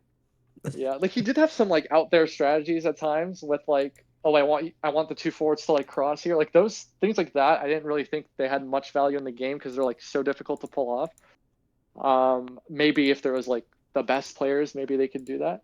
But like, who else is gonna like bring together a team and be like, yo, we need to work on this. Like, I realized this, and this. Like he spent like hours with Al like individually. Like I didn't even know this till after the season ended, but apparently he had like sessions with Al, one-on-one sessions to like teach him how to play or something, like position better. Like that's ridiculous. Someone who puts in that effort, like I gotta give respect to that. So Yeah. Yeah, he's got that killer mentality. yeah. All right, All now right, this is I'll hit gonna him be a with the next little one. little harder. Okay, who's the most overrated player? Oof. Overrated. Ah man, that's a tough one. All If it right. helps, I'm probably gonna be I can give an example of one of the ones that I used to say was most go overrated. for it. Go for it. Okay, so I used to say, and I, I think he knows that I've said this, and he's one of my best friends from HQM. For sure, I've slept in the same bed with this guy on more than one occasion. But I think actually And All right. Cap was one of the oh, most overrated players of all time. Not that he's like bad or anything like that, but I think Cap was often drafted. Like this is not his fault, to be clear, but I think Cap was often drafted and was placed or people placed higher expectations on him than I think were reasonable given what Cap's skill set was, what he was good at. Like Cap was a good kind of like two-way guy, good playmaker, decent face-off taker, but Cap was not going to be like carrying the offense or Yeah. scoring a whole lot of goals. And I think there were just too many times in his career where that really was, kind of put on his shoulders, and in some cases even was the number one forward on the team. And so as a result, I think he ended up getting overdrafted a lot. And again, that's not his fault. Like I'm not trying to say he's a bad Yeah. player or anything like that. But I think in that way it makes him overrated because a lot of the GMs relied on him to do more than what he was really good at or realistically capable of with any level of consistency. So just to give you an example of like, it doesn't necessarily mean that you're picking someone who's bad, but maybe somebody who Yeah. was Yeah. drafted too high or, no, No, that's good. what you're about to say is they're going to think that you're saying that. I know I got one, but I got two actually. One is kind of a troll, so I'll say that one first. I think KP is the most overrated by KP. Um, every time this guy bets on himself to be like the carry forward, never works out. you got to admire Made me his realize it. confidence though. I mean, I I wish admire I it had that so much. confidence.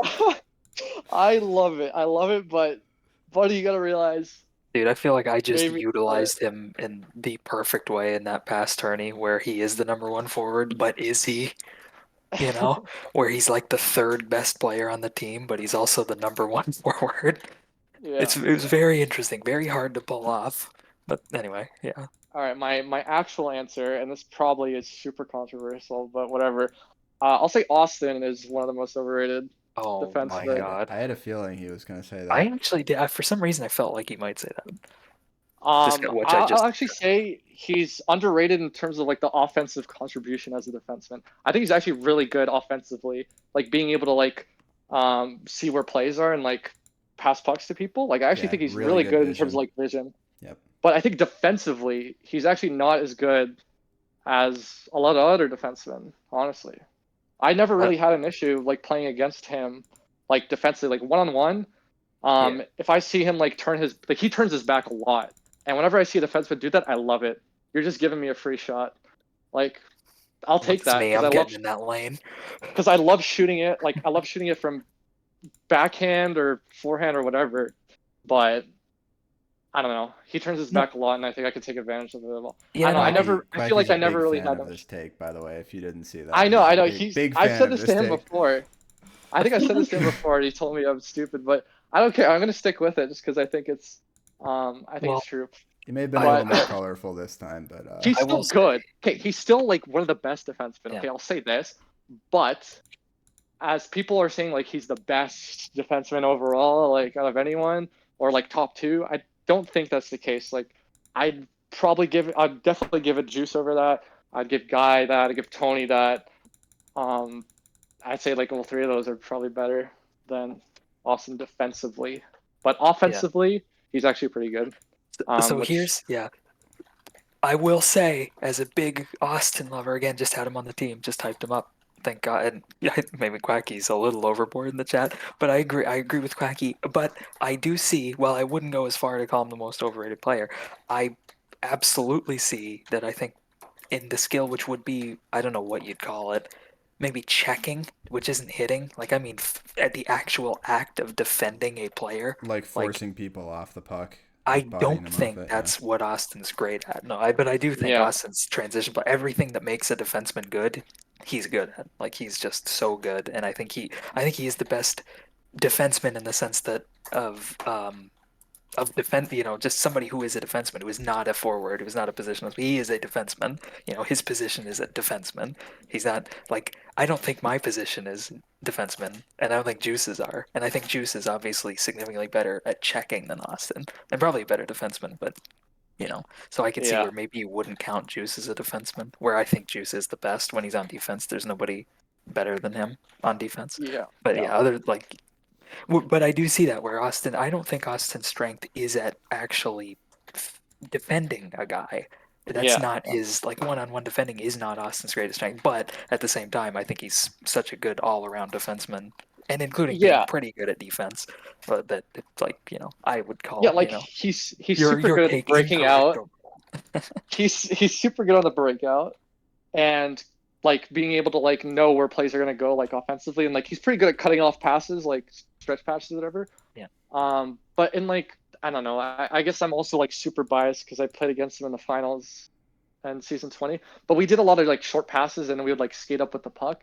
I feel like in those situations, like one-on-one defending, um, or like two-on-two defending, I didn't feel like I was facing like one of the best defensemen in those moments. No, Definitely like no, breaking yeah, out I or see like that where. forechecking him. It's actually difficult to forecheck him because he doesn't make mistakes. Like he always makes a safe play. Same with Juice. Like Juice always makes like the right safe play whenever he breaks out. Never makes like a big mistake there. Yeah, that's Um, where I think where Dial talked about like Marchie giving him such a hard time. That's what Marchie's good at is actually that defending the like individual defending. That's what Taze was good at, and what Juice is very very very good at. That's yeah, like, but yeah, but I would say in my opinion, which not to negate yours, because I do agree, like I see what you're coming from, and I do agree. Even yeah, though Austin's one of my favorite players, and I think he's great. But yeah, I think he's great at other things. Is what would make him great, which is why I would yeah, disagree. But I absolutely see where that is a main feature of defending when you're thinking of okay, who's gonna stop me, yeah, which I yeah. agree. I I think guess like I think Marchie and Juice are two guys recently playing who are like noticeably better than him at that. Yeah, I mean, again, I don't think he's a bad player. He's definitely one of the best defensemen. Yeah. But I just He's meant one of the like best that. players in the game. Yeah, but yeah, I'm trying to think if there's anyone else. I don't know. I'm not sure, I mean, honestly.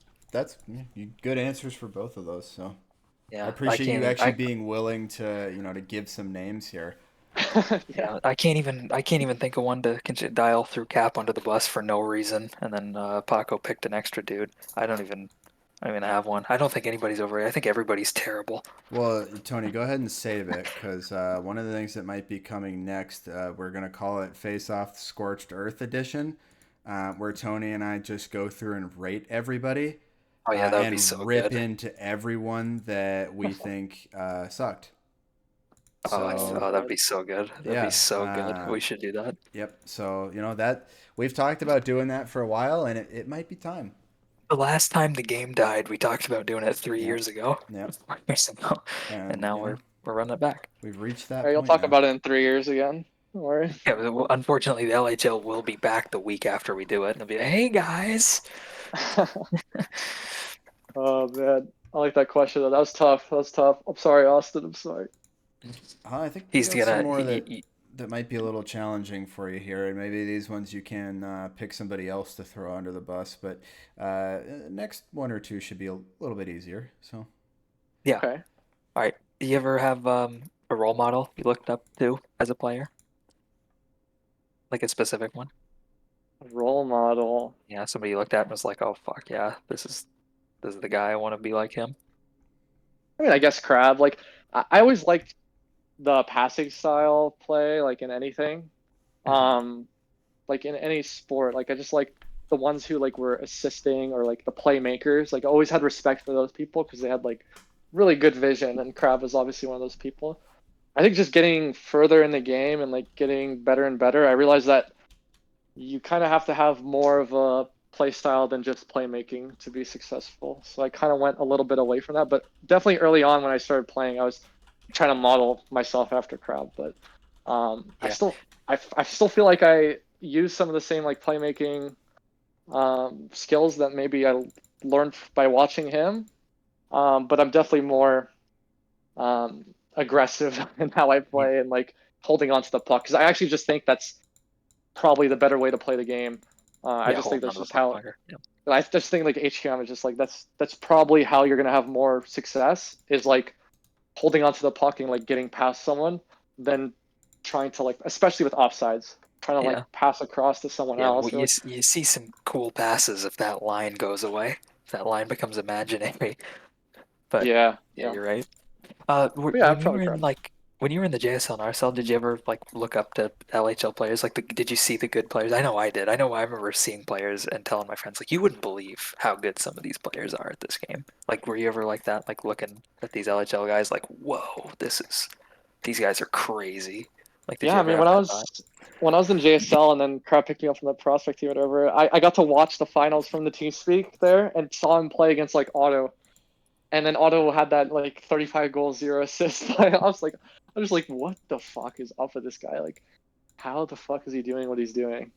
Yeah, So that's definitely someone I looked at. I was like, holy shit! Like, what is this guy doing? I gotta figure out what he's doing so yeah, I can steal that. But yeah, I mean, definitely him because like when I joined, he was very obviously the best. I mean, throughout my entire time I played this game, he's been the best. So hmm it's yeah. definitely just been like looking at him and seeing how he plays. So. Did did you have a favorite player to watch or even play with? Then would it have been Otto? Uh, to play with, like in pubs, you Either or mean? watch like a guy maybe early, you like to watch play like the or play with. You're I mean, I both, don't want to give the whatever. same answer, but like Crab, I always liked playing with and watching, just because like what I described before with like the playmaking ability. Yeah. Juice Oh is yeah. also someone I loved watching in pubs. This guy, I think Juice is like an absolute pub star, like an animal in pubs. Yeah, he's a freak. I love seeing, especially back then. He was like even more cracked. Like he was doing some like insane like his spacing is ridiculous. So just seeing like how he spaces around people and just like moves perfectly around someone, he knows exactly where to go on like every situation. It's crazy. So like watching him play, it was insane. And then playing with him is always a lot of fun, just because he always passes to you. You know, especially now that I'm friends with him and I know him. He's obviously gonna pass to me a little bit more, like when we're playing four together. So it's even more fun. But even back then, like as a new player, he always just kind of just wanted to play with some of the new players, and he just played with me in a server when I could barely skate, barely That's like touch the puck. Like he would that's still awesome. like. I You know, remember him Leafs did doing like that for that. me. I was I brand new and he would skate with me. It was awesome. It was so wait, good. who did that? Leafs. Leafs. Oh yeah, Yeah. like that's so much fun, right? Like when someone's actually like good and they're like trying to like, I don't know, like teach you how to play or something. Yeah, But he was. He was yeah, helping. He was doing that too. He's like, giving me tips and whatever. But he was just, playing with me, passing with me. It yeah, he's was, just playing. It's just fun. Like Juice would also always do those like head nods or whatever, with the right mouse button. And I always thought that was the funniest thing when I first started playing. I was like, holy shit, this guy's so funny. But um, yeah, it's like definitely those two. yeah, juice and grab. Well, it all comes back to those two with you. Was there a player you didn't get to play with that you wish you had? Like I don't know, half the community. Yeah, I get. Well, I mean, that's a tough one for you. Yeah. Yeah. Oof. I mean, Auto. That's one. Oh yeah. Um, who else? I mean, there's a lot of people. Like I haven't played with Meat, so I think that'd be pretty fun. Meat is one Did of I my favorite guys to did I play ever? with. I don't think I ever played with Quacky in leagues. Did I? Oh yeah, No. you just Oh, it was did. RSL. Oh no, you RS. just did. I don't know if I count that. I don't know. It's kind of whatever. Is a tournament. This is all All the right, fine. same. I guess I played with him a And, lot and actually. But RSL, yeah, yeah, and I in the guess JSL. I don't know. Okay, I guess I don't know Bad who take. else. Bad take. You just played last month. You were playing with the guy every week. I mean, honestly, there's not like specific people that I want to play with, but like I just want to play with people I haven't played with before. Like it's just that simple for me. Get Like Dial out I there. Get like Dial playing out of with new retirement. Play players. with him. Yeah, like I don't know I'm how to play with Dial. explicitly That'd the be type that he doesn't want to play with. Oh, he does. That'd be a match made in hell for the other Leave. teams. Well, yes, but it would also be really annoying for him because I'd never be coming back for him. No, he'd love it. He'd just get the back check to his heart's content, offside off. Living the Yeah, dream. that's definitely what he wants to do. Two Yeah. offensive defensemen. I mean, there's some people I'd like to play with. Like I would love to play with like Toxic Gabe to see him in his prime when he's like toxic. Like I feel like that'd be so funny just to see what he does. Or Yeah, like who else is toxic? I don't know. There's a lot of people that you guys always mention. self Um, plug. yeah. He wasn't that bad. Yeah, I Self don't plug know. was always decent to his teammates, I think. Yeah, I don't really have a good answer for that, honestly. Oh I well, don't know. yeah, whatever. There's too many for you, I suppose. There's a lot of people. I have Yeah. played with literally everyone. There isn't like a single player. Maybe Timu. I don't think I ever played on a team with Timu, but I don't really Yeah. want to play with him. So that's fine. I mean, I love Timu, but I don't want to play with him. So Yeah. it's I mean, like, also when you ask like who do I want to play with, I guess I think of it in context to LHL because I feel like it is yeah, different when it's LHL and like some other league, just because like people don't really put as much effort into these yeah. random leagues as they do in like LHL. So like I see it as like completely different things, but I don't know. That's why I say like Quacky would be maybe pretty interesting if we like both tried our asses off. Um, Maybe we could Make develop like every game. insane chemistry. Like, Yeah. yeah, I don't know, All right. bunch of stuff Well, like that's that. fair. That's fair.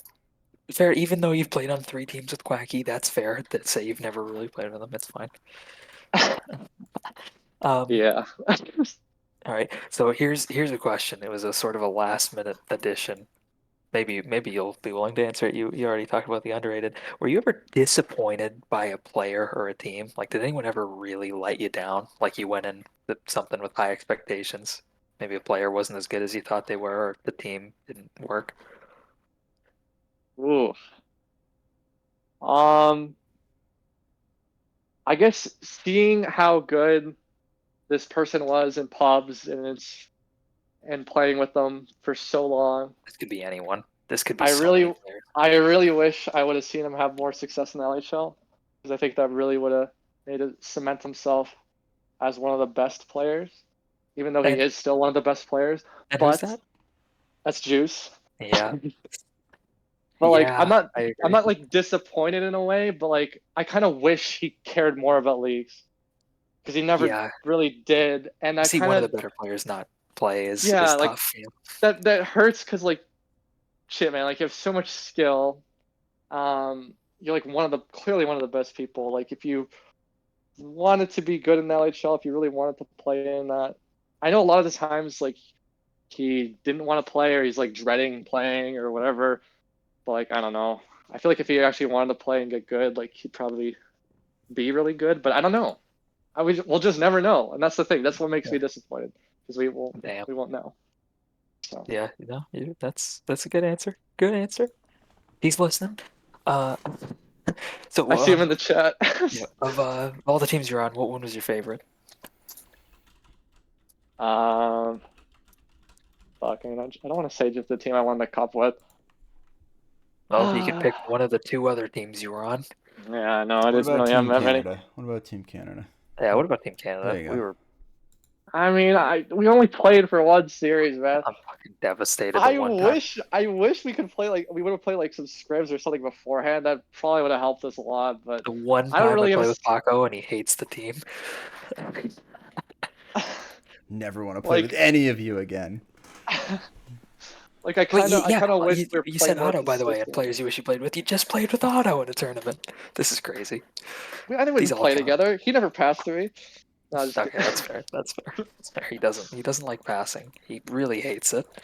I'll say JSL was one of my favorite teams for sure. Like Oh, just that's That because awesome. first season, yeah. My favorite yeah, team like was my we're first all RSL new. team. It's not even close. Like it's not even close. Like Yeah, it's not a question. My first RSL team I was ever on is absolutely hands down my favorite team.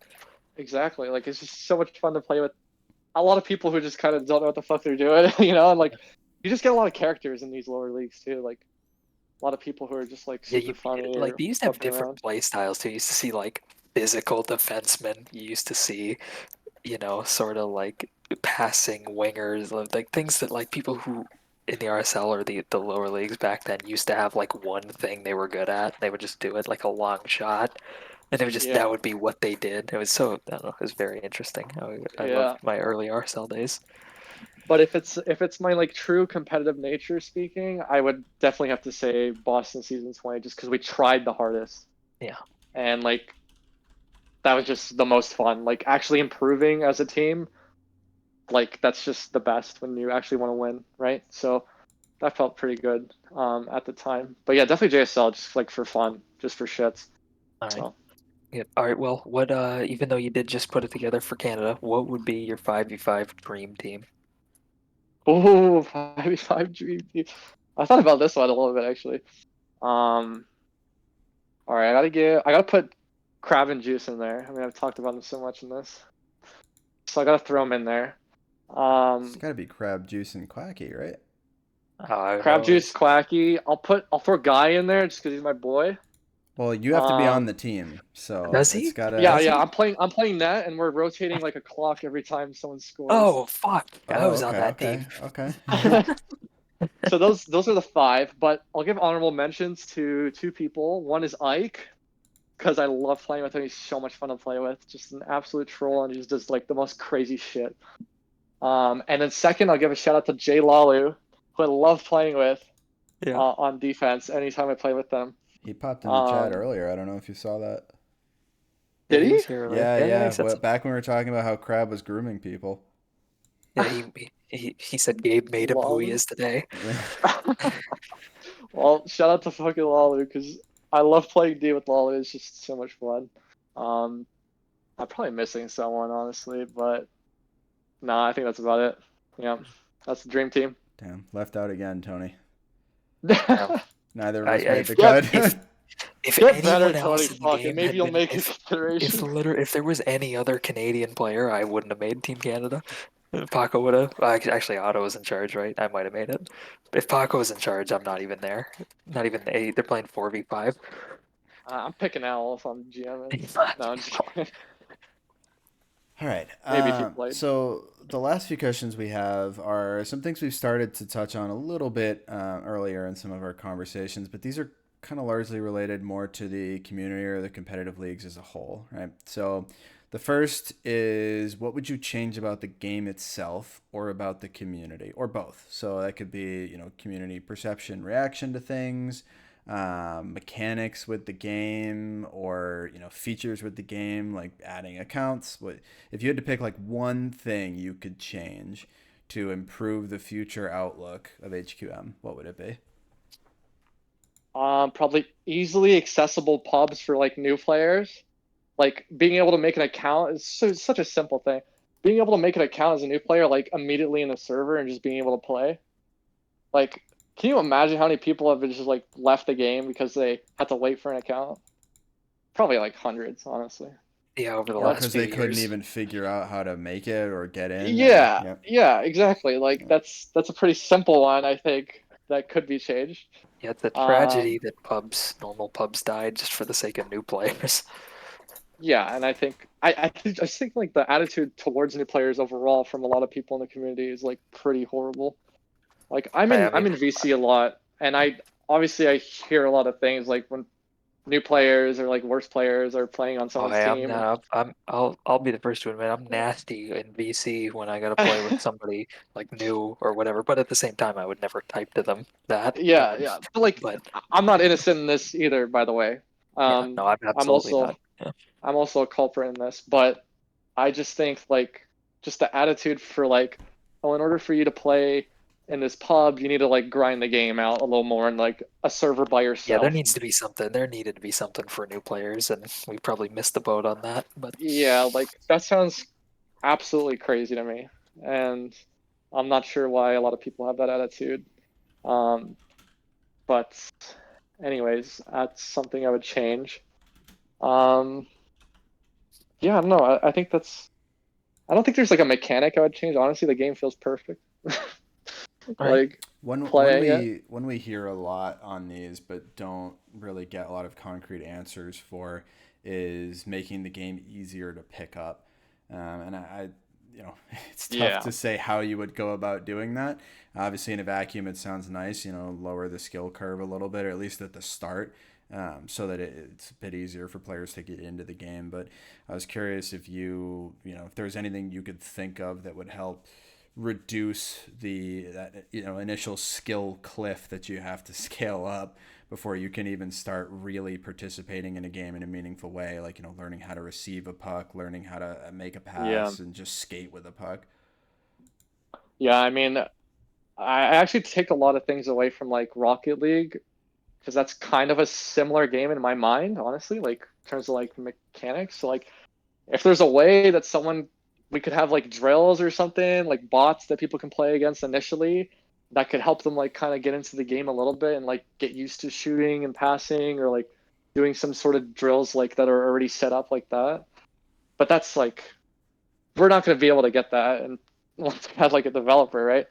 Um, otherwise, Pray for pain. I wish, It's probably too yeah, late Pray for for that too. Pain. I mean, I wish the game was maybe a little bit more arcadey looking too, like, because I think that would appeal to a lot of casual players. if this Um, game had sound, I think it would have went a long way. Sound, or Like even yeah, honestly, even if the animations didn't make sense, basic animations for like player movement, or like the arms moving a little with the stick, like yeah, how they did or how Cryptic did in the latest version of HQM. That obviously it kind of ruined the stick movement because the arms were attached, but they're kind of tied like in. Yeah. made it kind of rubber band back because the arms could only stretch so far, right? But if it was just a visual thing, like even if the arms weren't entirely attached to the body but still held the stick somehow, I think that would have gone a long way too. yeah, Yeah, a lot of things. Like, maybe change. There's three hair options for your guy. Yep. Anything. Oh, The bare minimum that I video think games have. cosmetics. Oh my god, if he sold like oh server my side gosh. skins and whatnot, I think he could have actually turned a reasonable profit given the size of the community from that shit. Especially imagine if he had like fucking loot boxes. Oh my God. Like Getting you could fucking get like skin maybe even tape. like player jerseys that you could wear, something like that. Oh, it's so cool. That would Imagine getting like specific skins for like yeah, your achievements, yeah. like winning an LHL or something, a specific season, you get like a specific skin on your stick. Like Or that would like be so being cool. like being voted captain of a team or something, you get like a jersey that has like a C on it, and only people that have been a team captain before Yeah, can ever have that. Like that, little things like that, I think could have gone a long way as well. national team roster jerseys. Yep, like a Only little. people who are on the national team can wear it. Yep, or even on your regular jersey, you just get like a little flag of your country on like Yeah, the shoulder or something. Yep. a little There's so patch. many little ways that it could have been, just subtle ways of acknowledging, things that people have achieved, or and just also putting money back into his pocket to help justify, continuing to work on the game. And it kills me that we were never able to get to a point where we could suggest that to him, because I don't know, that feels like it would have been, you don't have to change anything else with the game, but that on its own, and getting his buy-in more with development of the game You're because he's describing earning Ball something from 3D it. right Oh, now. I know, it basically is, right? But like, the guy who made Paul 3D probably made a good amount of money off that, even though people maybe not didn't play it that long. But still, like, just a way to get Cryptic even more bought in addition to the community. And then I think, who knows, if you're able to repair that relationship with him, that would have dramatically changed the trajectory, the Yeah, outcome of the game. man, Cryptic is so stupid, bro. This guy could have made so much money off this damn game. Like, Like, Yeah, did he like that's swallow his pride a little bit and like suck up the people like shit talking him and just like make millions off this game? Like, come on, man. I You're mean, so close. I would You're I so spent close. thousands of probably $2,000 or $3,000, I would guess, on League of Legends. Like, no joke. So Yeah. I probably would have dumped a lot of money into HQM, a lot, especially Dude. if you could do gifting. Oh, I loved that oh in my fucking god. in League. Once you could gift people mystery skins, Yeah. oh, I was doing Yeah. that shit all the time. Oh, But yeah. dude. Man. Anyway, I wish. we're already at almost 3.5 hours, so I want to keep this Oh moving my so god. we could get this done. It's been a great Fuck. conversation, and I don't like that's why I haven't wanted to My cut this bad. off. No, no, this is good. Tony and I love talking about HQM, even though it's been kind of long gone for a while. So this is like crack to us. I was Um, literally playing it last month. It's like I know it's been long gone for you. I never stopped grinding. I'm on it right now. so I had Tony's asked you ready to for the put next a Canada USA series. I had asked you to I'm put just a I'm pin staying one. in this topic about probably like 45 minutes ago now, but relatively recently. Do you think there's anything we could have done differently to maintain the competitive leagues? I know you said you had some ideas to help with player retention / recruitment. So and you kind of regretted not getting involved in that more. Are you willing to share what some of those ideas might have been, or some different directions that you think we could have taken?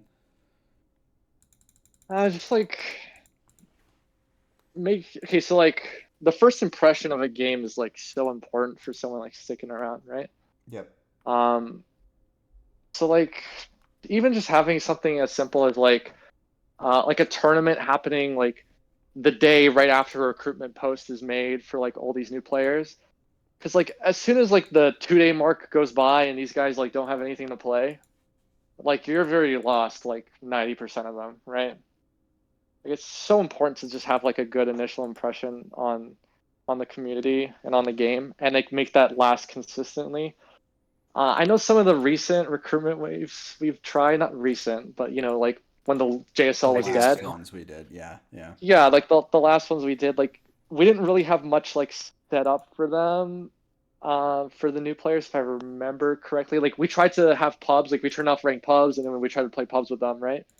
Um and I think one time we had like a tournament for the new players, and that was like a big success. Like a lot of them played in that.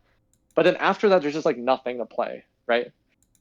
Like you have to make sure there's like something for these new people to play in, whether that's like a league that's organized for them or like a tournament that's like longer lasting, because you got to give them motivation to keep playing. So Yeah, JSL even a being gone was like a weekly thing.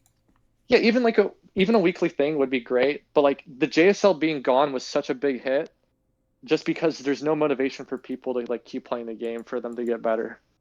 Um, so like that's the main thing. Like you just need to make sure there's something around for people to play constantly and consistently, and that they see like a path for improvement or like a path for like getting into like one of the higher leagues, and just kind of have like a funnel like that way. But it's So also tough to say now, giving them just something to because. strive for, but also making sure that there's, an avenue available to them to achieve that success. Yeah, exactly. Because it also might seem a little difficult for new players like nowadays, seeing some of the best players, because like we're so much better now. Um, so you just kind of have to try to make it realistic. But again, it's tough. Like none of these things would are guaranteed to make the game successful for these new players. Like I don't know. I just think the game is kind of it might be a little doomed, honestly. Yeah, I mean Oh Um, yeah. this is all retrospective, right? Like if we could go yeah, back and do it again, or God forbid there's ever another HQM that somehow comes around that's in a similar spot, right? What are the things we could have done differently? So yeah. I guess just overall, just having like a new player first attitude, or like trying to appeal to like casuals and just trying to make sure that they have like some sort of a environment to play, as opposed to like prioritizing our own pub star experience, you know?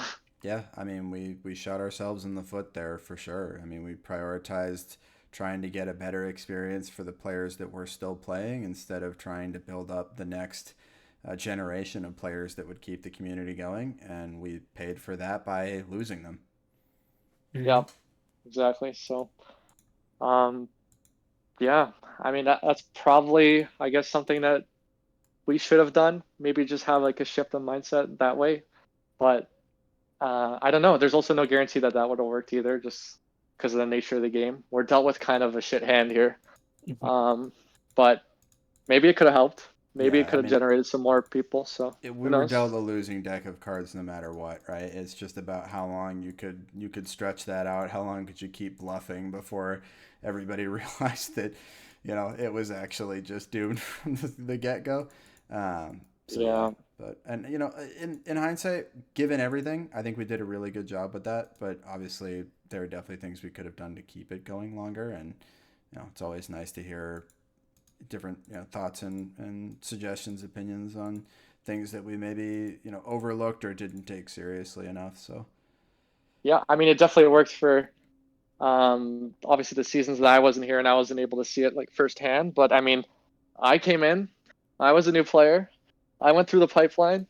I was kind of like what people may have envisioned the JSL being, um, kind of like more of a pipeline into the rest of the league. So it did work. But yeah, again, it's tough, man. Like the game is just impossibly difficult. So yeah. it's very hard to do anything with it. Well, we've got one more question here, but I will throw it to the chat real quick too. If there's any questions you'd like us to ask Paco, go ahead and drop those in the chat now, and Yeah, we'll please. After probably four answer them. hours, Um, do you guys have any questions? yeah, I know, right?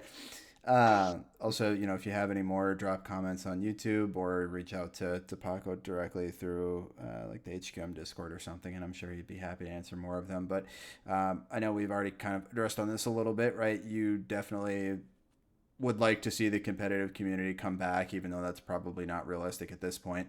But I'm more interested to hear, would you want to see the LHL come back in the same capacity that it was, in the sense of the way that we operate and manage like teams, how we build teams, how we reset every season? Would you want to see something like that again, or would you want to explore maybe different like generation of teams, like maybe something like HQML open team style, like what EU does, maybe salary cap, maybe bidding stuff, shorter form tournaments versus longer form? Like, what would you want to see it look like if it did come back?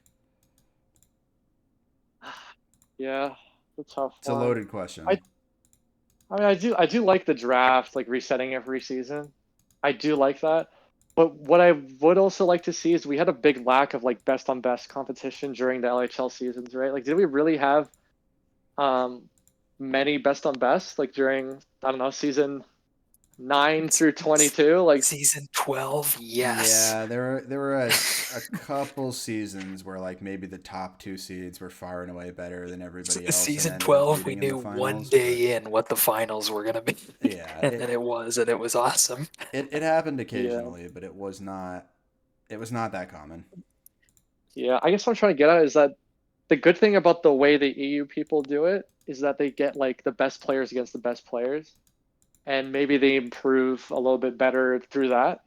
Obviously, they play like very bad teams in those tournaments as well, and they just like absolutely shit on them and then make their experience horrible.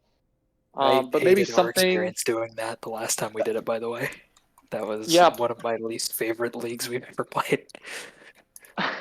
but maybe doing some like sort of like best on best competition together with like some form of LHL would be cool, just for people to like, You bring the I don't All-Star know, game back. Are you That saying that I as think like a separate, like this isn't something that we do in separate, yeah. addition or like as part of the LHL, it's something that happens, separately from that. Yeah, something separately, because I feel like that's also important to see like the high skill.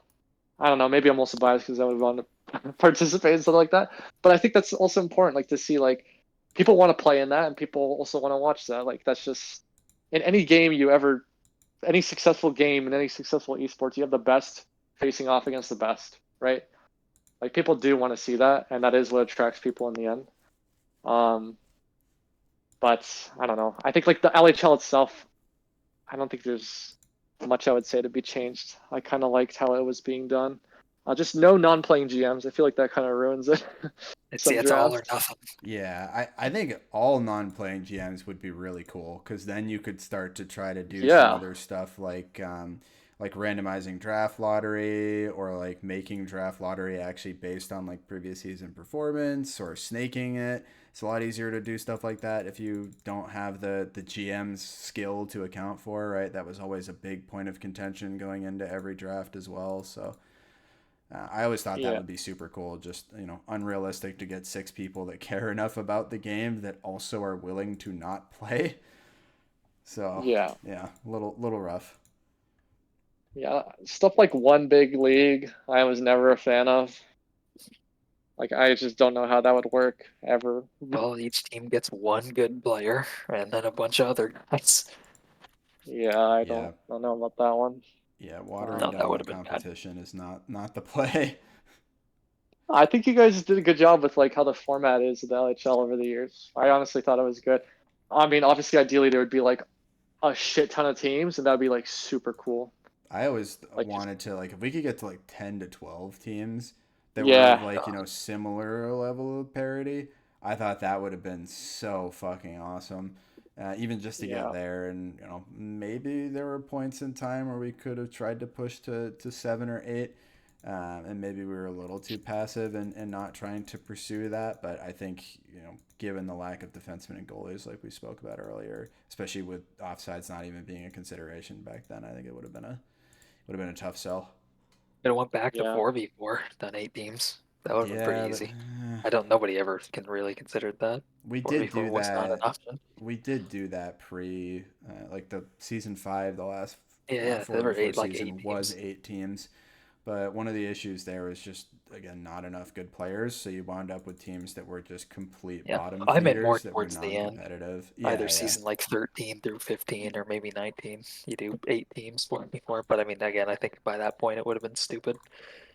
The other, well, I mean, yeah, yeah. I don't know about 4v4. I don't know how I feel about it. I never really played it much. I don't really know. But with I mean, offsides, it was fine.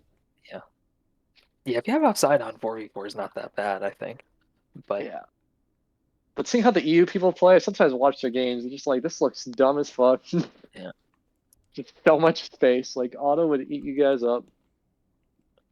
Anyways, yeah, I don't really have many good ideas for we'll figure one out leagues. because the game's in the tough state.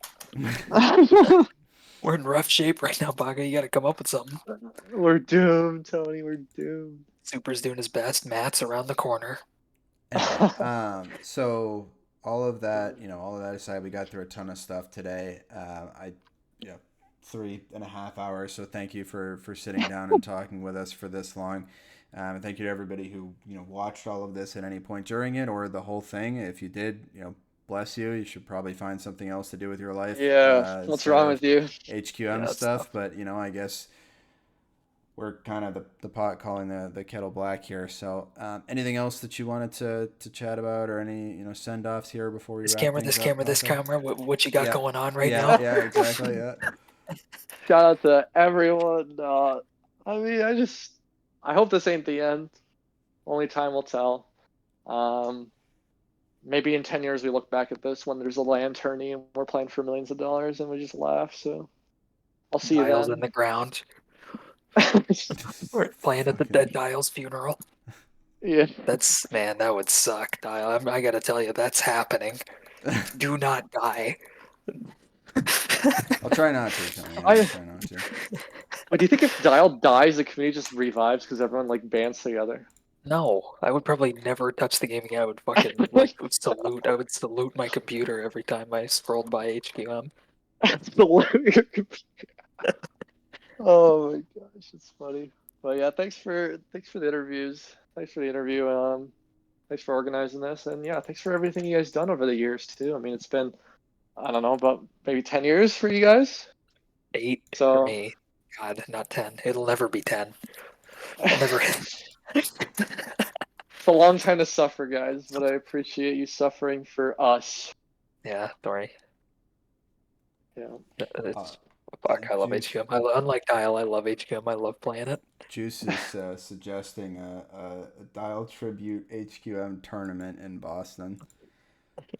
Dial-Land. Oh, Dial-Land. genius. Look, I won't rule out at some point in the future renting out a space and providing 10 PCs for maybe like USA versus Canada. Oh, I wouldn't shit. pay for airfare or hotel to come out here, but I'd pay for at We least could all the stay space at your and the- house. Yo, this guy just dropped a bomb after 3.5 hours. Look, I would consider looking into that. I'd be super down to pay my fare for doing that. Like, Well, I'd pay for a for a prize pool too. fact. Like, I think it's a fuck little it. ways away because for a fact leading up to that there'd be 9 computers and Dial would have been warming up for 6 straight months coming out of retirement because he'd be playing in it. I'd like to see you try, Dial. You're not stopping Canada on land. Just fucking, you're just screaming at your guys to cover him. He's open again. He's open again. He's open again. Cover him, owl. Shuyin, get your man. I don't know that he was Canadian. Don't think so. Anyway, all right. Well, thank you again, everybody, for tuning in. Thank you Hold on, again, Dial. Tony. Don't you have any other announcements? No. I do not have any other announcements. I am All not right, signing up for Supers tried. tournament, but I tried. if you haven't signed up for it, check it out. I think it's going to be a fairly short form tournament, only like a couple weeks at most. I think it's a Tuesday, and then it's the next Tuesday, and that's it. I think it's 2 days. Real short. I will be broadcasting the games, or at least part of the games. I think he's trying to split them up into like an A stream, B stream type thing. So if he gets enough signups for it, we'll be doing that at some point soon over the next few Hey, weeks. Juice just said he might sign up in the chat there. Said this has motivated him. Hell yeah. Yeah, nice. Hopefully it motivates some other people as well. But yeah, so I'll be casting it, and I'm definitely looking forward to that if it gets off the ground. And I'm sure we won't get the same competitive atmosphere that we had at Canada USA, but if we can get even a little bit close to that, it's better than nothing. So anyway, all right, we'll wrap this one up. We're not quite at 1 a.m. yet, but we'll be there soon. This will be coming out on YouTube, so you'll be able to watch the full VOD later. Check it out for part 2. The Patreon subscribers get the full length podcast, 6 hours. Yeah, not this short form version. Yeah, exactly. We might be back in the next few weeks with some more people. We'll see. Maybe explore Or some me and other Dial interviews. hammered, drunk, airing our dirty laundry, going through the alphabetical list of HQMers. I got a feeling this won't be the last time you hear from us. So anyway, thank you, everybody. Have a good night. We will see you all later.